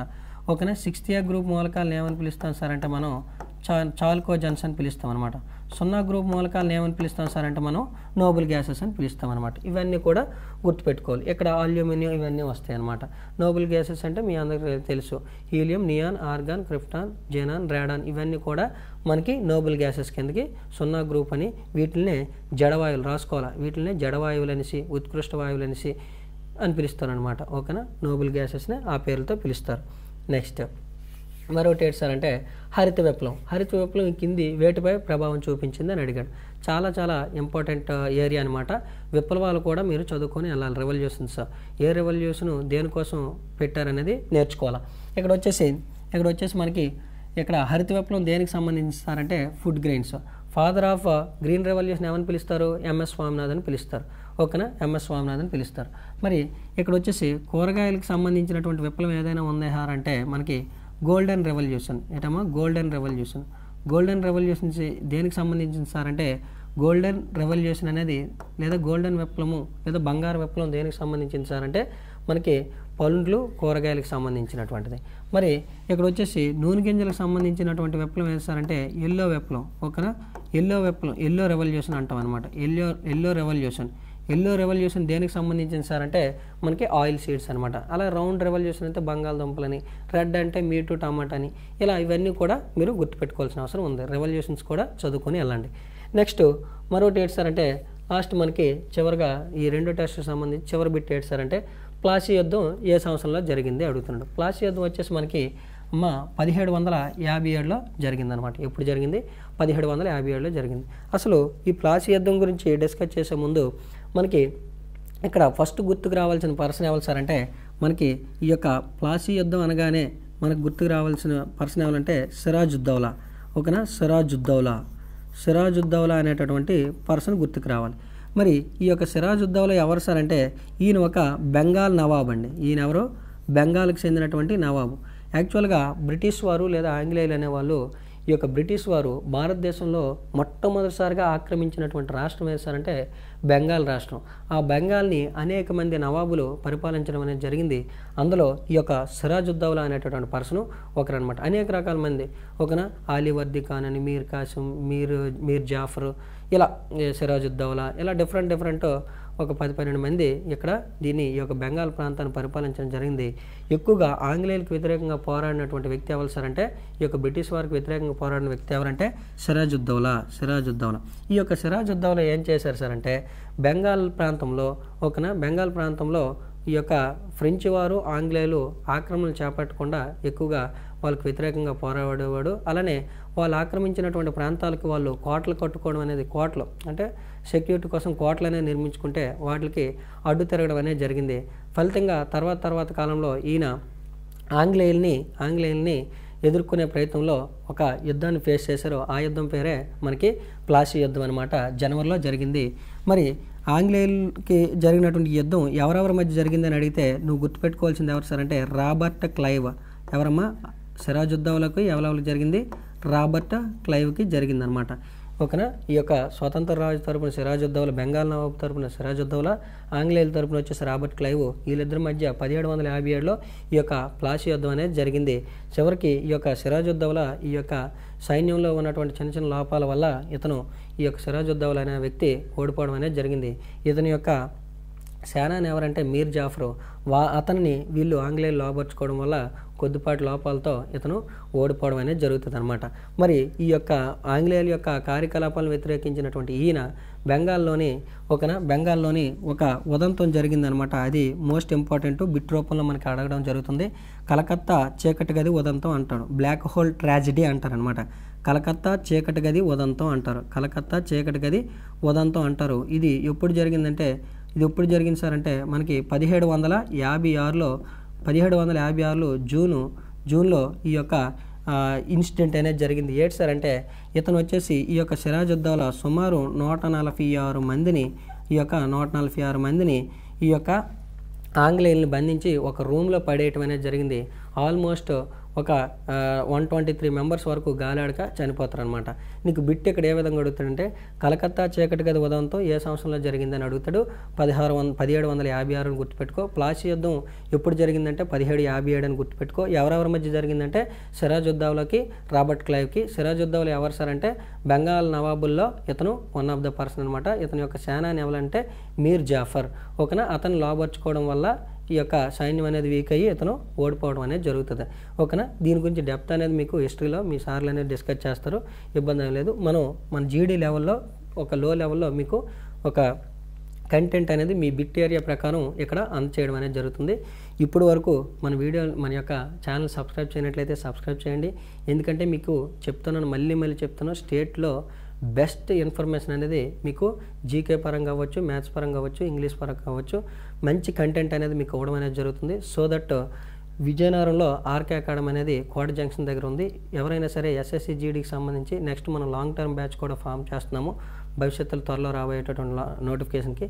సో దట్ ఇంత మంచి ప్లాట్ఫామ్ మీకు కావాలంటే కింద డిస్క్రిప్షన్లో ఉన్నటువంటి నెంబర్లు కాంటాక్ట్ చేయండి. కాంటాక్ట్ చేసి మీ యొక్క రిజిస్ట్రేషన్ నమోదు చేసుకోండి. Thank you.